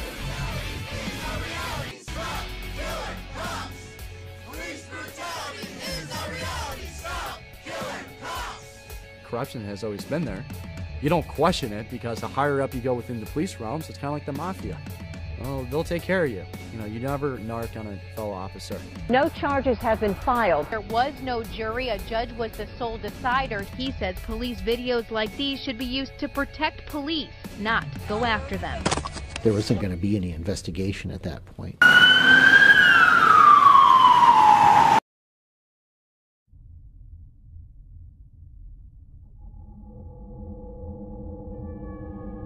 When we hear about someone challenging a police officer's authority to search them, they're often dismissed as a kook. You know better than that. I'm sure you do too. I know exactly how it works, and you know I know that. Yeah, I've dealt with you many times, that's why. No, you haven't dealt with me. I'm with Cop Watch. I've dealt with you. Well, the fact is you have the right to challenge that authority to search. You have that right. But now you have state patrol and police officers saying, you don't have any rights. You can't question my authority. I told you to stop. Check in the window, you hear me? We've had police and law enforcement, we talk to them and confront them with facts about what's going on. They say, I don't know and I don't care. I think we're at a point with the economy where they don't give a shit. I don't think they're trying to justify it morally. They truly don't give a shit. It's the idea that I have to do this, it's orders, and if I don't, my pension's gone and my career is over. Your livelihood, the economy, and I can stand up for that, but then how am I going to provide for my kids? It's pretty easy to abandon the rule of law when you're following the rule of number one, which is take care of you and yours. I think that's the modus operandi of most police. And then you have the truly sadistic 10% of them who just simply get off on it. Not only do they just not care, but they revel in it. It's the idea that, you know, it feels good to be dressed up like this. You know, it feels good to have power over other people. There are, yes, sick police officers and individuals within government who get off on exerting authority unjustly and get off on violating your rights. But that's not the driving factor. That's a consequence of the scam that is government and of the statist paradigm. So I see that all over the country now. I see the police increasingly becoming militarized, very, very aggressive, and the idea of constitutional rights is laughable to them. I never got an order. No, I'm not shutting up. You cannot shut me up.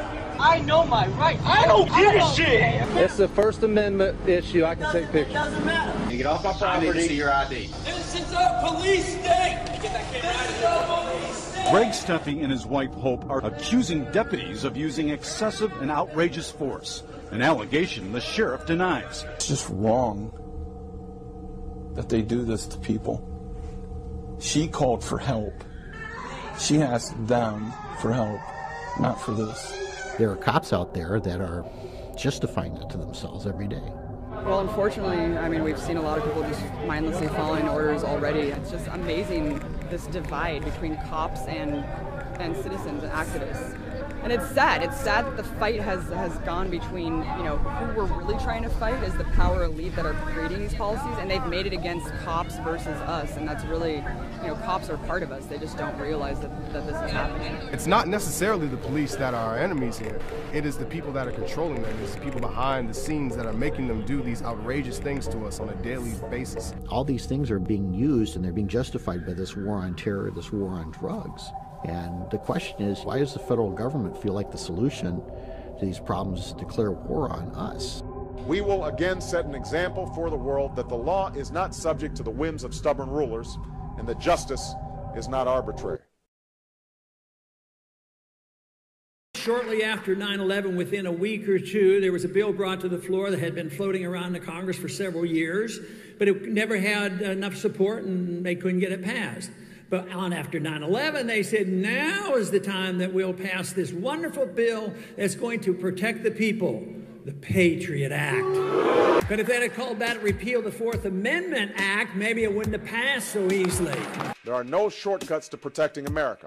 I will provide our intelligence and law enforcement agencies with the tools they need to track and take out the terrorists without undermining our Constitution and our freedom. The US is funneling money into tracking systems that are threatening to make the very concept of privacy a thing of the past. In the past 5 years, the Department of Defense has shelled out an estimated $3 billion on biometric programs, technology that uses physiological and behavioral recognition to identify people. However, the top cash cow is expected to remain government spending on security. It's always the government that says, oh, if you don't have anything to hide, why are you worried about the Patriot Act? Why are you worried about all these spy systems and data mining?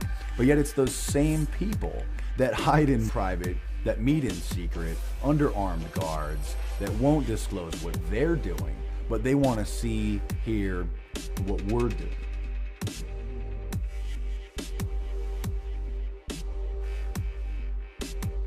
New televisions have cameras and microphones built in them, facial recognition scanners, audio, voice recognition. So that is an open video camera and an open mic in your living room, in your bedroom, that any sophisticated hacker or the government could and do tap into at any time. In New York City, they're implementing iris scanners. It's actually an app for the iPhone. Long-range fingerprint and iris scanning are reportedly also being explored for the U.S. toolbox of tracking. However, scientists are reportedly developing new technology aimed at identifying anyone from much greater distances. We are 5 years away in New York from zero privacy. They're trying to push through being able to take our blood now too, treated like you're in a maximum security prison. People thought that drones were just in Afghanistan and in Iraq. Now they're in America. Now they're arming them. Now they're putting facial recognition scanners on the drones. The NYPD is mounting body scanners, like in the airports, to the back of patrol cars,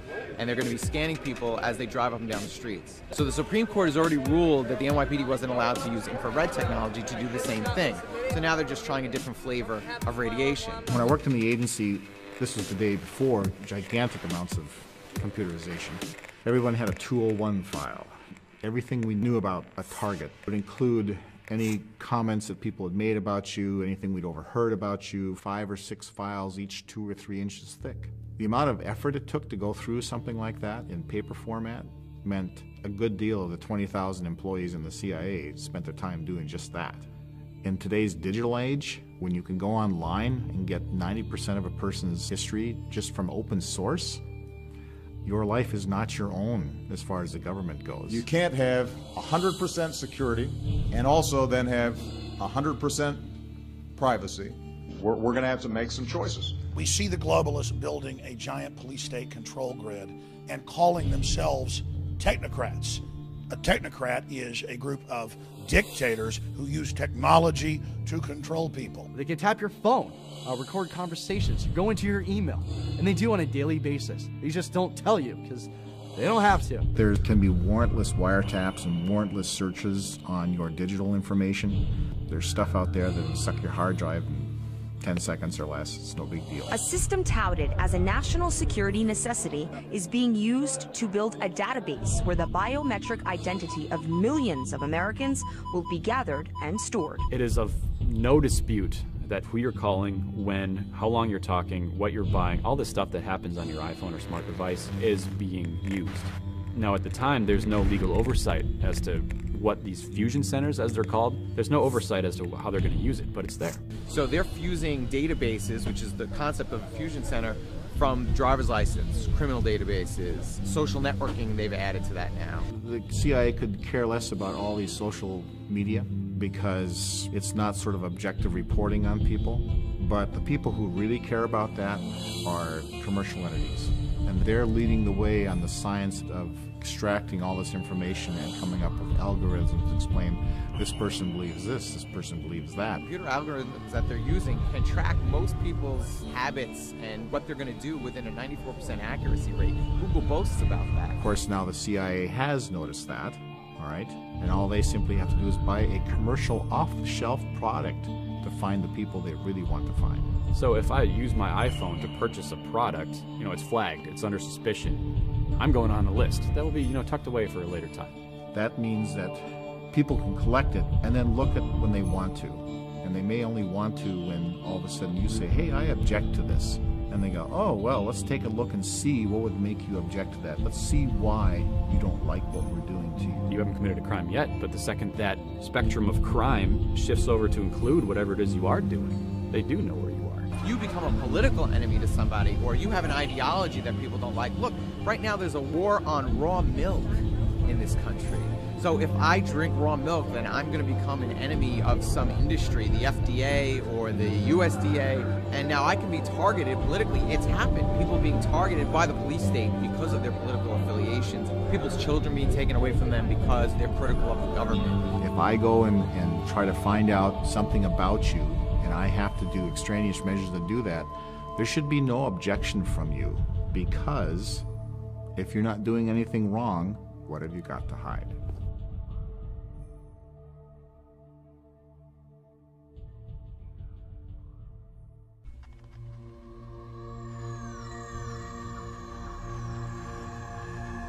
But it's very hard to explain to people who don't get it, because it's to them it's normal.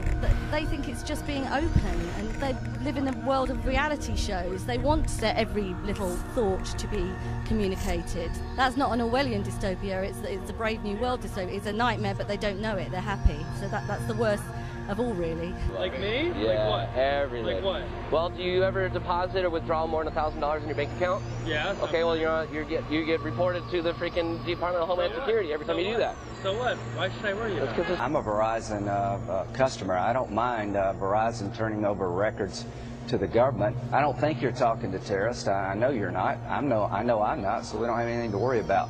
Get an iPhone and you're good for life.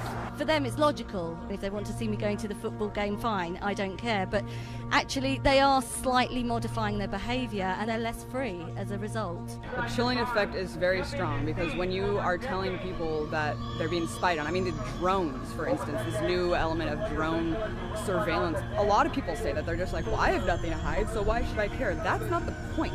The point is that when you have a tape recorder out on a table, you're not going to say the same things that you would before. You're not going to dissent as much. And that's the real suppression.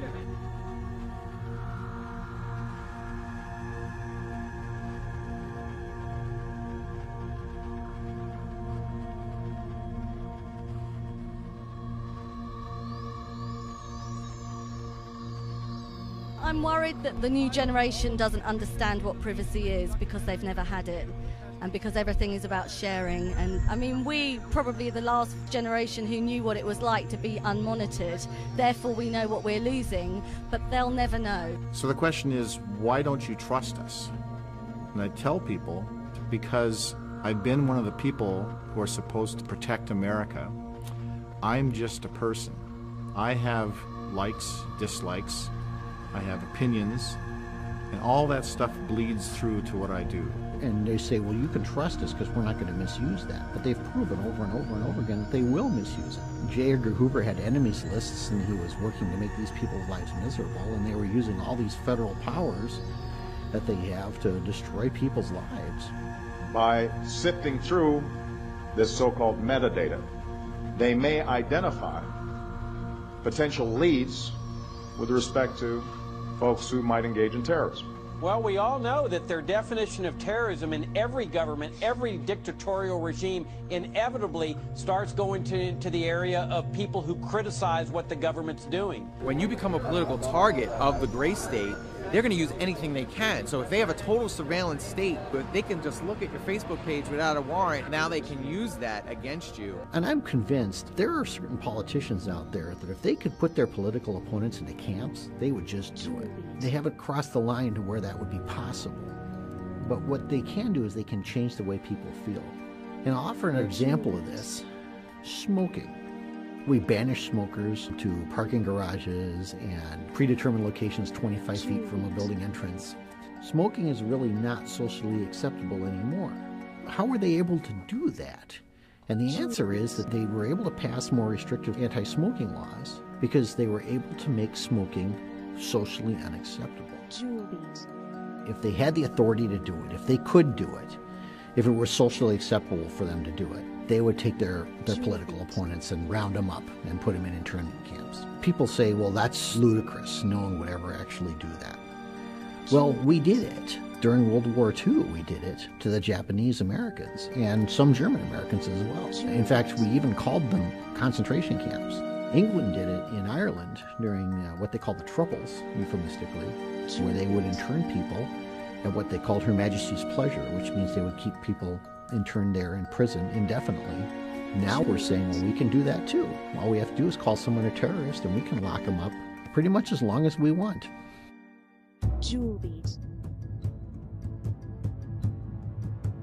What just got passed was the National Defense Authorization Act.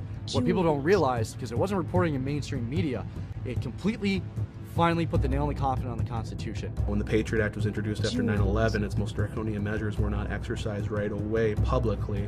It was much more private. Well, now with the passing of this new Senate bill, they're advertising. They're saying it's here now. Have you heard of Posse Comitatus? You know that, right? Yeah, I mentioned that today, but I'm not familiar with it. It strictly prohibits and is very clear that the military is not to be used against American citizens, not to be active on American soil. They cannot arrest you. They cannot act with force within American soil. That's what the police is for. The Defense Authorization Act completely bypasses the Posse Comitatus Act, which is saying that the military can now act like the police force. Now they are one. There's no separation of power. Being military police, we don't feel like we're being used, because that's kind of our job too. Yeah, but not on U.S. soil, right? Actually, we're going to be certified as U.S. soil. Law enforcement? Everything they go through to be certified, we're going to be doing the same thing. It's almost like we'll be going through the academy like they did. What they're doing is turning the United States into Iraq, and that's really no exaggeration. The same legal structure that applies in Iraq under the laws of war is what they're claiming to be able to do here at home in the United States. There's no legal barriers anymore as far as they're concerned. And that any American citizen accused of being a terrorist does not deserve a jury trial, but instead will be an enemy combatant under martial law, under military law, under the laws of war. Authorizing military force, that's killing you, military detention, and military trial or rendition to some foreign country. If they have any reason to want to detain you, they have that. They don't need to acknowledge your Fourth Amendment rights. There's no judge, there's no jury, there's no need for evidence. As long as we're at war, we can convert this crime, this criminal offense, terrorism, into an act of war at our option, and now we can do whatever we want. We are authorized to take action against enemy belligerents under international law. It seems like that could happen to anybody. All it takes is for a couple of people to say, hey, you're a terrorist, and you're going to get picked up. You're not going to be able to talk to a lawyer. You're not going to have any rights in that situation. And when they say, I want my lawyer, you tell them, shut up. The Constitution guarantees due process. It does not guarantee judicial process. If you had a family member of yours arrested for any reason, let's just say they're guilty of a crime, wouldn't you at least want to know? Wouldn't you want to know that the facts will be disputed in a court of law and that they stand a chance that if they are innocent that can be found? They might even send you to Syria and have you get tortured by the Syrian secret police to find out what you know. Or they'll use one of the forms of torture that they've determined are actually not torture. It's all semantics. They say, well, this isn't torture, so we can do it. What they're saying now is this isn't internment, so we can do that too.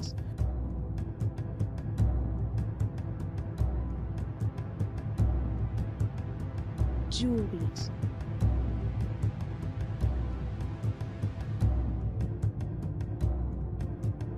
Juliet.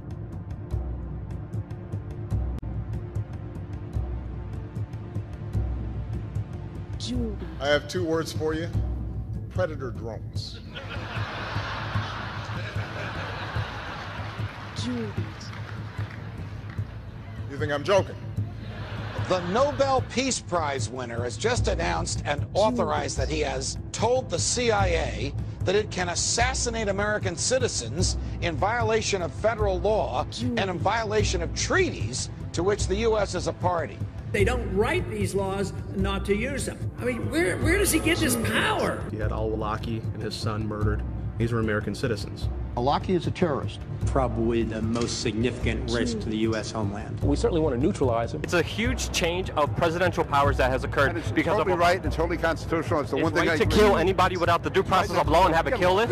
Are you kidding me? President Obama has used more targeted killings than the Bush administration ever did.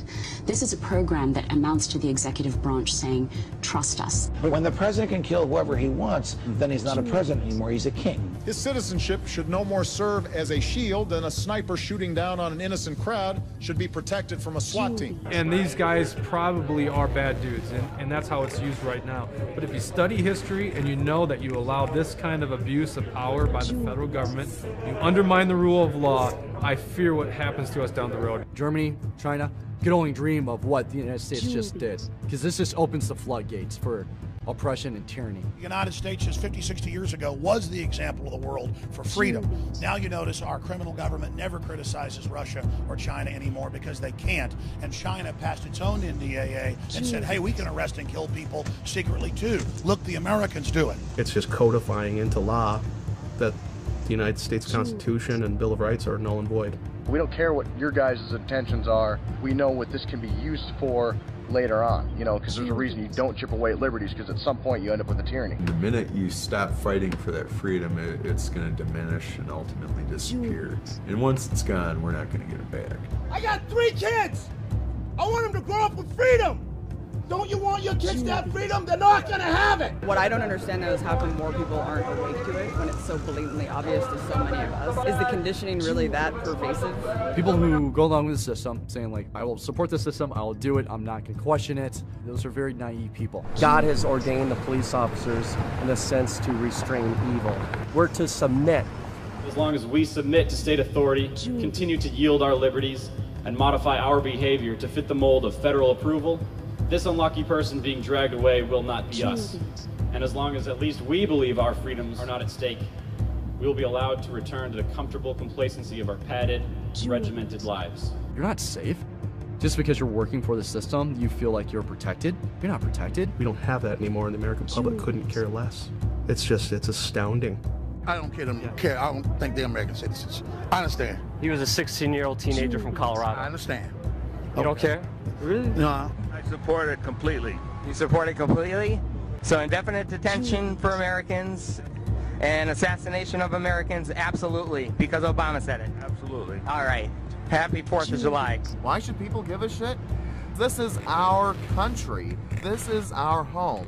And we have rights given to us by the Constitution. Without the Constitution, the United States is just another piece of property, and that's it. Well, to the best of my ability. Preserve, protect, and defend.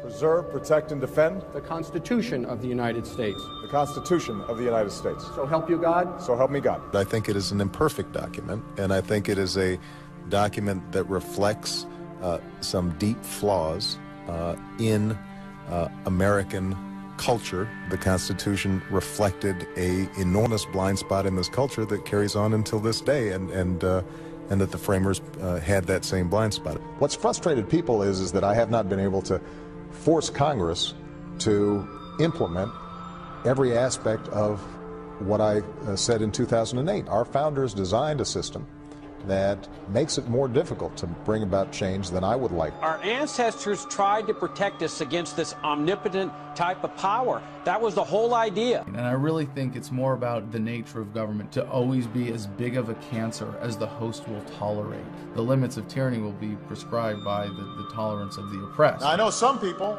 want me to bypass Congress and change the laws on my own.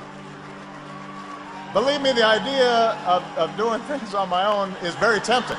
So what happens is we see these small erosions of our rights, and we get to the point where people say, well, can't you just live with that?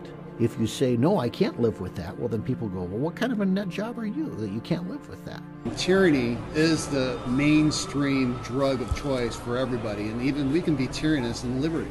So you got to have liberty. Well, maybe they like being in prison. And that's where we see the shift, the change happen. Over time, they say, well, why do we even have that right in the first place? Was that even necessary to have? Like we were discussing earlier, when you have the news headlines covering Fast and Furious and the drug trade, arms trade, trafficking, and no one cares, no one gives a shit. Why doesn't that matter? Doesn't matter to me. I'm sure they'd have a good reason if they did. Is it because of Obama, or is it because he's a Democrat, or just because you trust the government that much? Oh, all three. All three. So you trust the government and you would let them kill you because they know what's best. Say that one more time? Absolutely. Okay. Well, I don't even know what else to say at this point. Have a great day. Oh my God.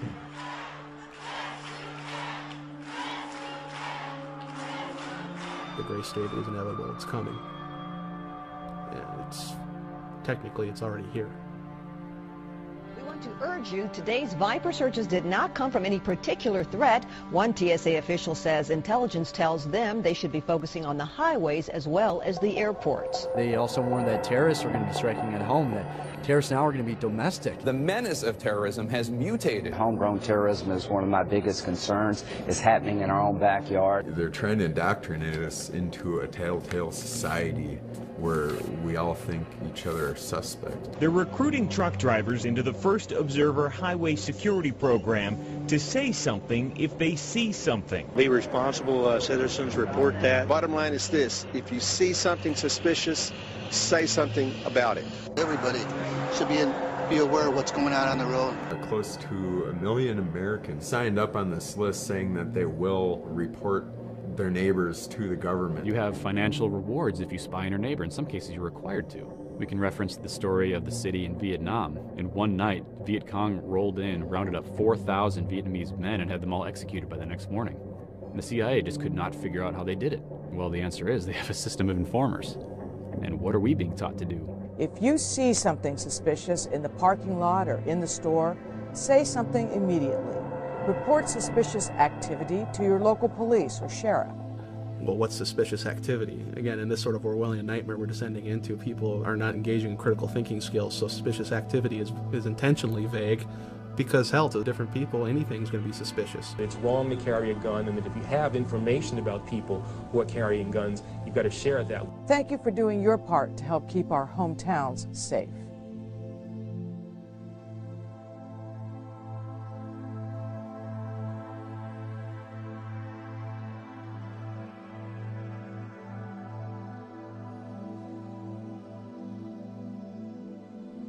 Those who have become completely and utterly dependent upon the government for literally life to live. You look at food stamps, welfare, say what you want about the compassion behind these programs. The fact of the matter is you're creating dependency. And so it's going to be very easy to turn the masses on these groups of people who are independent. These militias, generally, these are people who know how to provide for themselves. They're survivalists. They're people who know how to live off of the land. We can't have that. We don't want other people's learning to become independent. The powers that be want to discourage you from learning about self-sufficiency and independence and be fearful of these groups that are. They want to attach to us these labels and social stigmas so that the general public is going to look at, I don't want to have anything to do with that. And you see folks waving tea bags around. The threat these groups pose is evolving. We see these people being portrayed as being on the fringe, unstable, or even dangerous. And what we're doing is we're making the dissent socially unacceptable. There's going to be small pockets of resistance as the economy gets worse. You're going to have more and more militias gaining credibility and numbers. It is imperative that they demonize these groups, create fear. These people are terrorists. It's basic psychology. You dehumanize your enemy and you make them a threat.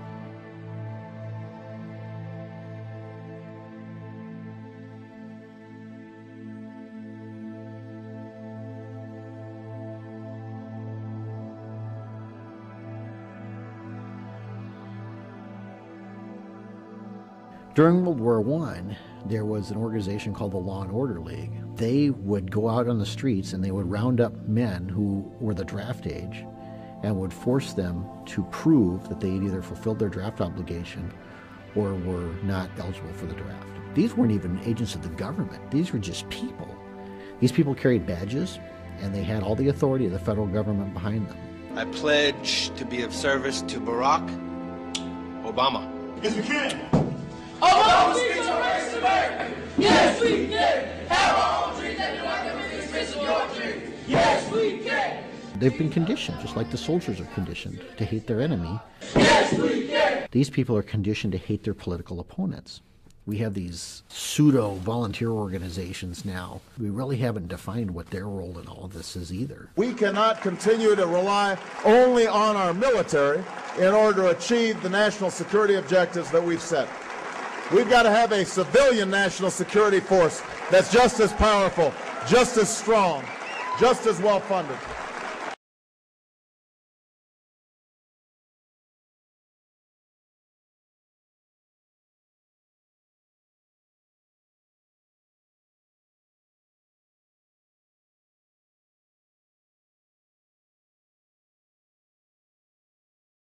Now we begin to appreciate the magnitude of our opposition.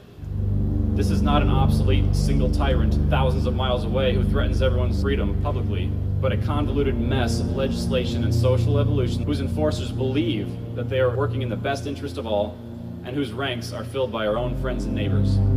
They say revolutions are won by the 3%, and that may be true. But the gray state, the real gray state, is the 97% who will not have their entitlements threatened by a minority. And at the first sign that these government subsidies will end, will finally act to betray us. It's kind of working against us to care about other people. As long as they're safe, as long as they're okay, as long as they're not being searched, as long as they're not having their stuff taken away from them, I've got mine, I'm okay. And next thing you know, you've got people showing up on your front door saying, it's time to go. We changed the law and now you fit. Police department, everyone move! What we have now is the illusion of a free republic. It's called incrementalization. Hitler did not have the Jews rounded up into camps overnight. It was step by step. First they had to show their papers everywhere they went. Then they needed tattoos. Then they needed to relocate to labor camps. Then they were exterminated. To say that these things couldn't happen, which you hear all the time, oh, that couldn't happen, this is America. Who the hell are you? What, because you're American, it makes you somehow different from the rest of the world? It is not unfathomable to believe that human nature is about only a few things: power and control. When they start rounding us up later, it'll be a lot easier for the public to consume that.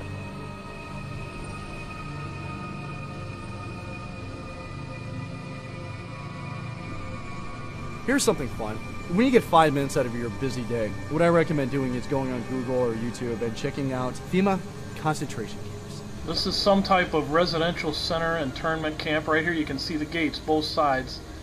These both have barbed wire on them and they're facing inward, of course. You can see it's all fenced in right here. Once you cross this threshold, you're in there. Now these residential areas can house over 30,000 people at one time.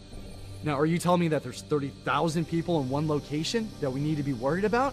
Look at Germany, an advanced civilization, and they fell into a despotism in a span of 10 years after an economic collapse. It can happen here. You think it can't happen here? What's this concentration camp thing you're talking about? What is this thing about bringing foreign troops in the United States? What scenarios do you live in? This is a historic pattern. This has happened in the past. Documents are out, the detention camps, and the internment camps, the re-education camps. They're hiring for positions in these camps. These institutions are becoming active at the same time that this defense bill was passed, and now that the economy is on the verge of collapsing. There's no markings of any type of business. This is not a correctional facility. Got a call from a buddy of mine that's serving in the Army right now. He's saying that this is already staffed. They already have military personnel on the grounds. Something is going down. You know something's on the horizon because people, look, they don't do this just to be safe. They do it because they're prepping for something. They're preparing for something.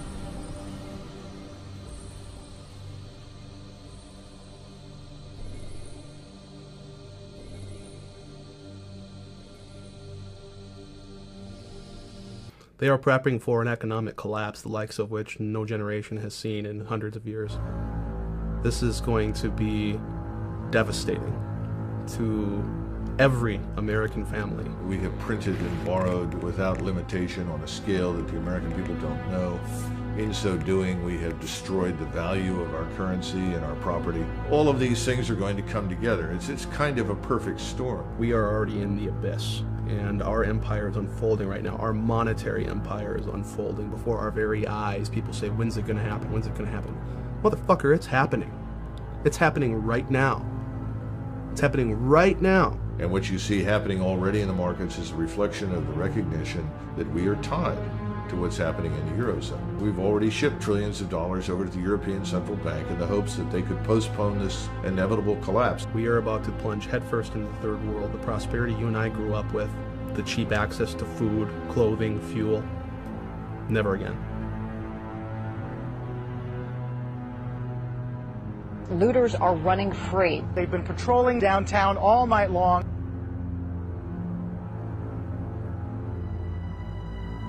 If I could offer anyone advice, get out of the cities.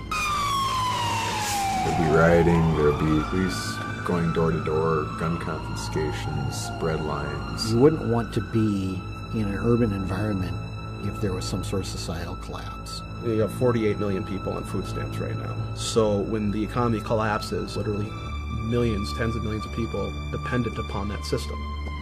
They know nothing else. All these people are going to be looking for resources. If you have resources they don't have, there are people that are going to feel entitled to try and take them. People surrounded the car. They dragged the driver out and beat him bloody. I had some friends that served with me in the Army who were Cobra pilots, and then they ended up flying Hueys and other aircraft in the Air National Guard during Katrina, and they told me that the whole experience was terrible. People on the ground in New Orleans shot at them. They said it was reminiscent of Somalia. Their lives in extreme danger tonight. Oh my goodness. There's a theory that applies to disasters. It also applies to personal survival, and that's what we call the yo-yo theory. Y-O, Y-O. You're on your own. And if you don't know how to farm and produce food for yourself, to sow and reap, harvest, game over. You have been taught purposely not to have those skills. A guy who's originally an accountant can't provide for his family, can't defend his family, can't do anything. He's helpless, he's bleeding. Somebody help me, God damn it. And the government steps in. Here's our solution. When you got a problem, you call the National Guard. They're the nation's 911. Overnight, police in New Orleans enforced a dusk to dawn curfew. The police and National Guard going street by street, instructions to disarm anyone inside. We'll take all weapons. Los Angeles, Philadelphia, New York, Baltimore, Washington, Chicago. Those are the areas where I would see the military being deployed. A future where the federal government literally controls distribution of power, food, water, is only one sort of widespread disaster away. You look at Hurricane Katrina. They turned the Superdome in New Orleans into a giant FEMA camp, and they didn't get water out there for 5 days. You really think their job is to feed you and protect you? That's not what FEMA exists for. They exist for management, federal emergency management. And there's no better way to manage you than by controlling food. Then they kind of decide who's hungry and who's not. And again, I think they'll do whatever they can to exercise restraint, but it depends on what they encounter. Smash it!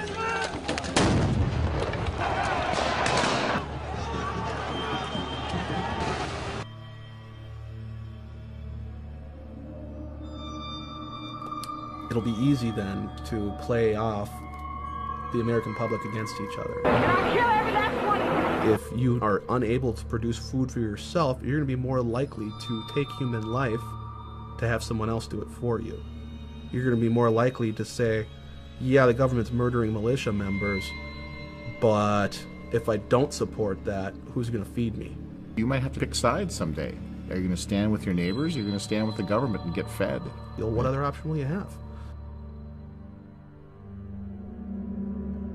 Fabric of society is changing before us. We are definitely looking at a transformation of our society, and it's not necessarily a good thing.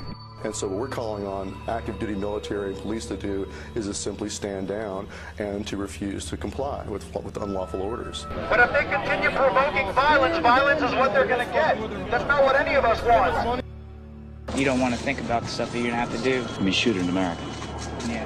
What I fear is that the powers that be understand that their time is limited, that eventually we will win if given enough time. My concern is they will try to use the only tool they have, which is force, to try to crush the revolution before we can be successful in a peaceful manner. That's my great fear. What people need to realize is that they are creating this problem. They want to push people over the edge to create this chaos. They're going to try to capitalize on it. Their vision for what's next is a global Fed and even more power. Power being stripped from the people, being stripped from the communities, being stripped from the states and centralized and then internationalized. And what you're seeing is the various powers of the world are positioning themselves on this grand chessboard, like Zbigniew Brzezinski of the Obama administration wrote about. They are all positioning their pieces because they know this system's going down. That's the dirty secret. It's all planned. They planned it because they knew it was going to fail.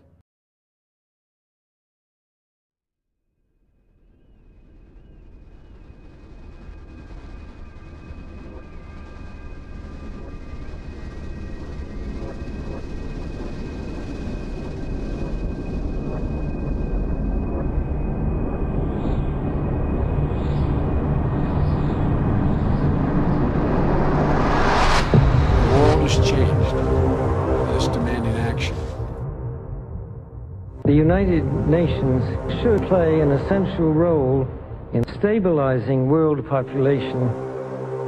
You look at the people who are controlling or pulling the strings. The Honorable Henry A. Kissinger. The actual controlling people of the world and the globe and how they perceive humanity. It's disturbing and it's also psychotic because these people don't care about human rights. These people don't care about human liberties or freedom.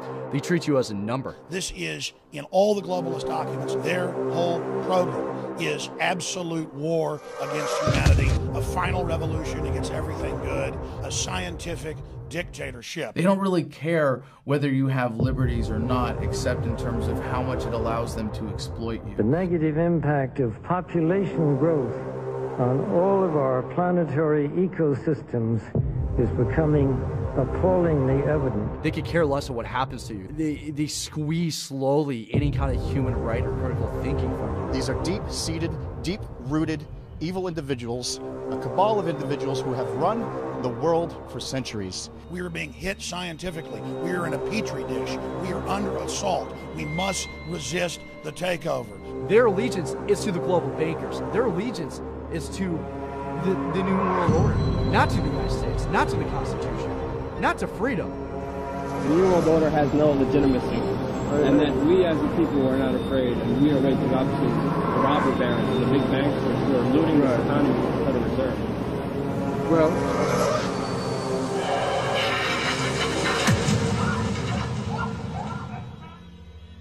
if we decide to be sedated consumers in perpetuity and to effectively adopt the title of sheeple, then yes, I guess the Republic as we know it could go out of existence. And within the next 20 or 30 years, we'll look at something like Brazil. Tens of millions of people living in poverty, with a very few people at the top controlling most of the capital and dictating the lives of everyone else. We have become decadent. We've become proud. We've become arrogant. And worst of all, we have abandoned our Bill of Rights. We've let them take it. If we allow democracy through negligence and carelessness and the crude ambition for money, power and glory of politicians to be handed away, as we already have in Britain, to a supranational entity which we do not elect and cannot control, then you become just another police state. The freedom of the people will no longer be guaranteed by their own voice and their own vote. There will be an increasing gulf fixed between the governing class, which will wield all realistic power, and the governed, who will wield none. We'll be right back to square one, and all the work of your founding fathers will have been carelessly set at naught by the very people to whom you have entrusted the defense of that Constitution against all comers. You are violating the most sacred oath you have taken. You are listening and obeying orders from tyrants who are taking their orders from the big banksters. Understand what you're doing here today will play effect throughout history.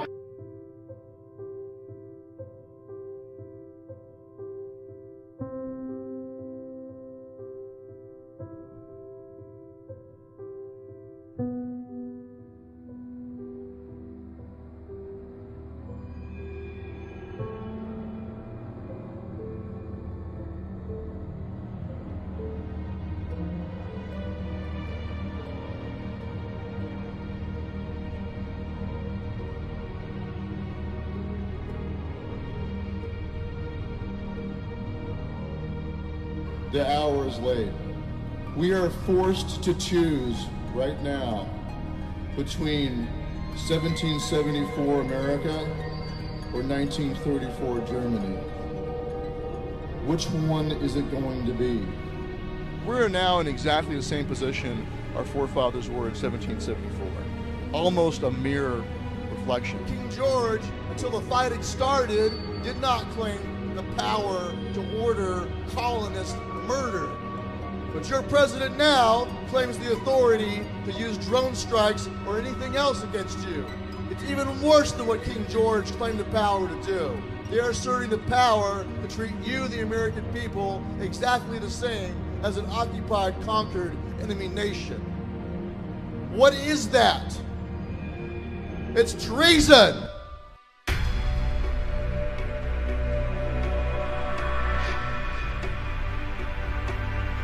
We have three ways to deal with the government. We have the soapbox, we have the ballot box, and we have the cartridge box. They catch you violating their unconstitutional laws, they will, when they please, send armed men to work their will upon you. And people, innocent of any crime save the one these tyrants created, will die resisting. If it came to the point they started rounding people up, I would resist. I would resist. I would not go to a camp. I would rather die in the street with a gun in my hand than die in a camp. You know, if I have to die, I'm going to die a free man. We will not die! You wish to stay free and to pass down that freedom to your children's children. You can do no less than become the lawbreakers that they have unconstitutionally made of you. You are the modern American revolutionaries, but unlike them, all you have to do is preserve what was already given to you by the blood of other patriots. You have to make sure it's not in vain. As long as your heart beats, as long as you draw breath, you have a duty to stand. We will not comply, and we will resist. Accept that fact, embrace it, and resolve to be the very best, most successful lawbreakers you can be, and you will stay free.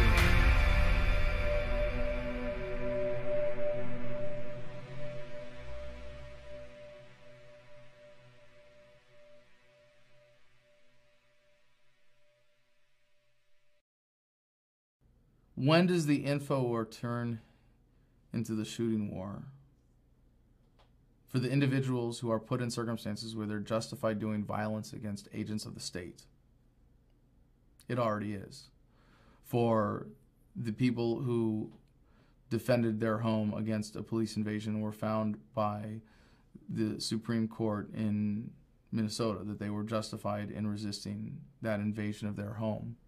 It was already a shooting war. For the insurgents in Iraq and Afghanistan defending their home, it is already a shooting war and not an info war. And for people that are directly threatened by the violence of government every day on the streets in the United States, it already is a shooting war. But the way that you defeat it is by winning the info war.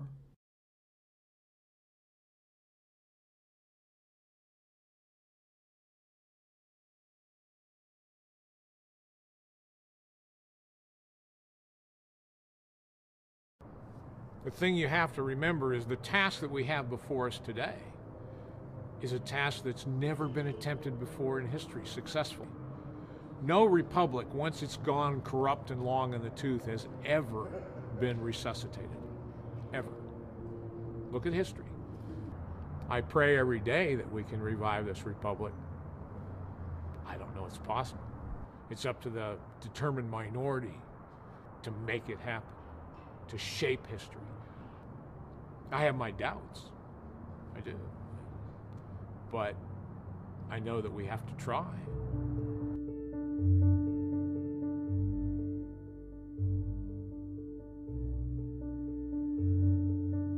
We're coming to a point in human history where statism, I think, is coming to an end because people are waking up to its true nature. Human productivity, prosperity, that the government can never stop, is going to empower us to see past the paradigm of statism. It's a message of empowerment. It's a message of celebrating the divinity in every human being, the inalienable rights that we all enjoy. I could come down to the conclusion very simply, freedom is popular. It's not my message, it's a message of America. Zen libertarianism, to me, is something that has allowed me to really fully appreciate the epicness of every moment that I am fortunate enough to enjoy on this planet. If you really understand the physics of reality, the fact that every cell in our body is replaced every 7 years, that at the atomic level there is no such thing as matter as much as there is waves of energy that matter is composed of, and of arranging the molecules in your brain to engage in the rest of the world, to be a part of the universe, to enjoy the experience that it is, to be a spinning wave of energy, a spiral of light that we are as human beings. America, you still consist of nothing but free, beautiful, independent human beings, capable of being the alphas of your own lives. The truth is empowering and sets you free. And there is no such thing as government. You can see it for what it is. There's not a police officer, it's just a man in a blue costume with a gun. And the guy in the courtroom isn't a judge who has some superior moral claim to your life. He's just a guy in a black robe. And you're able to see the matrix. You're able to wake up and see all of the code behind the language of society and the way that we think, and to be able to free your mind from that prison of fear and being able to step back and never be caught up in the fears of statism, to be afraid of losing your life, to never be afraid of dying because you come to accept its inevitability. That's Zen libertarianism. At the end of the day, we all die. We're all going to die. No one gets out of here alive. And so what counts is what we do and who we are.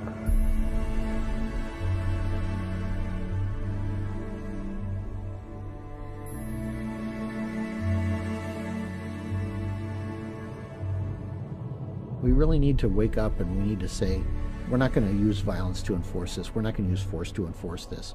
We're going to settle this in a more civilized manner.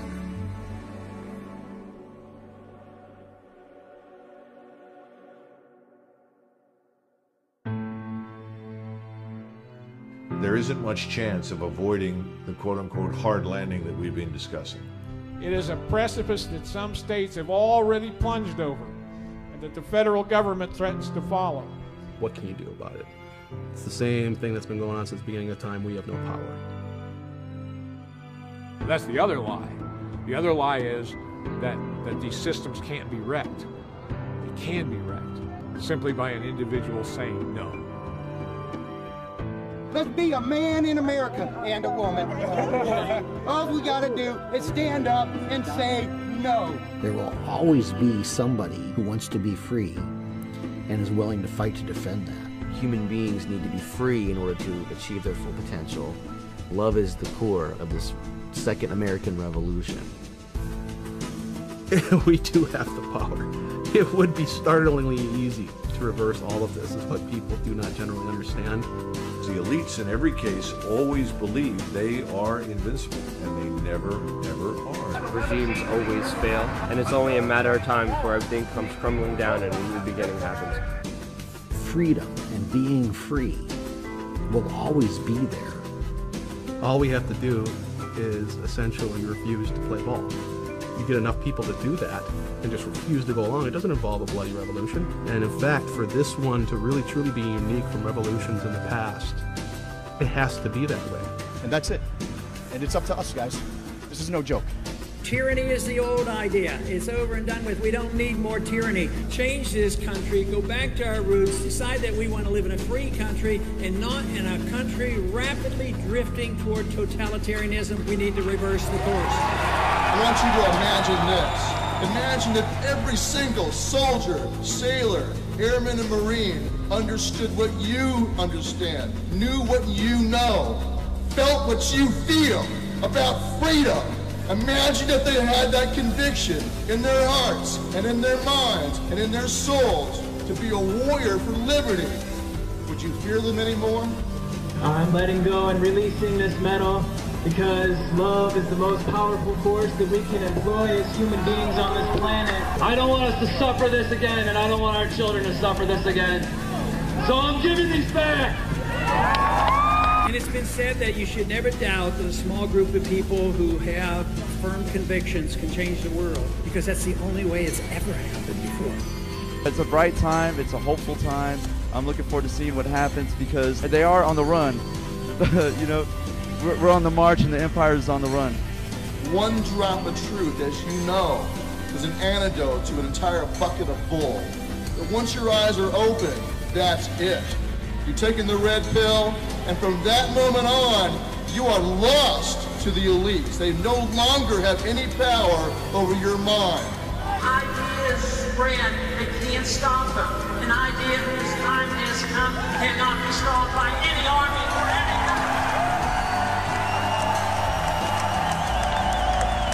government. In terms of resistance, say no every chance you get. Every chance you get, say no.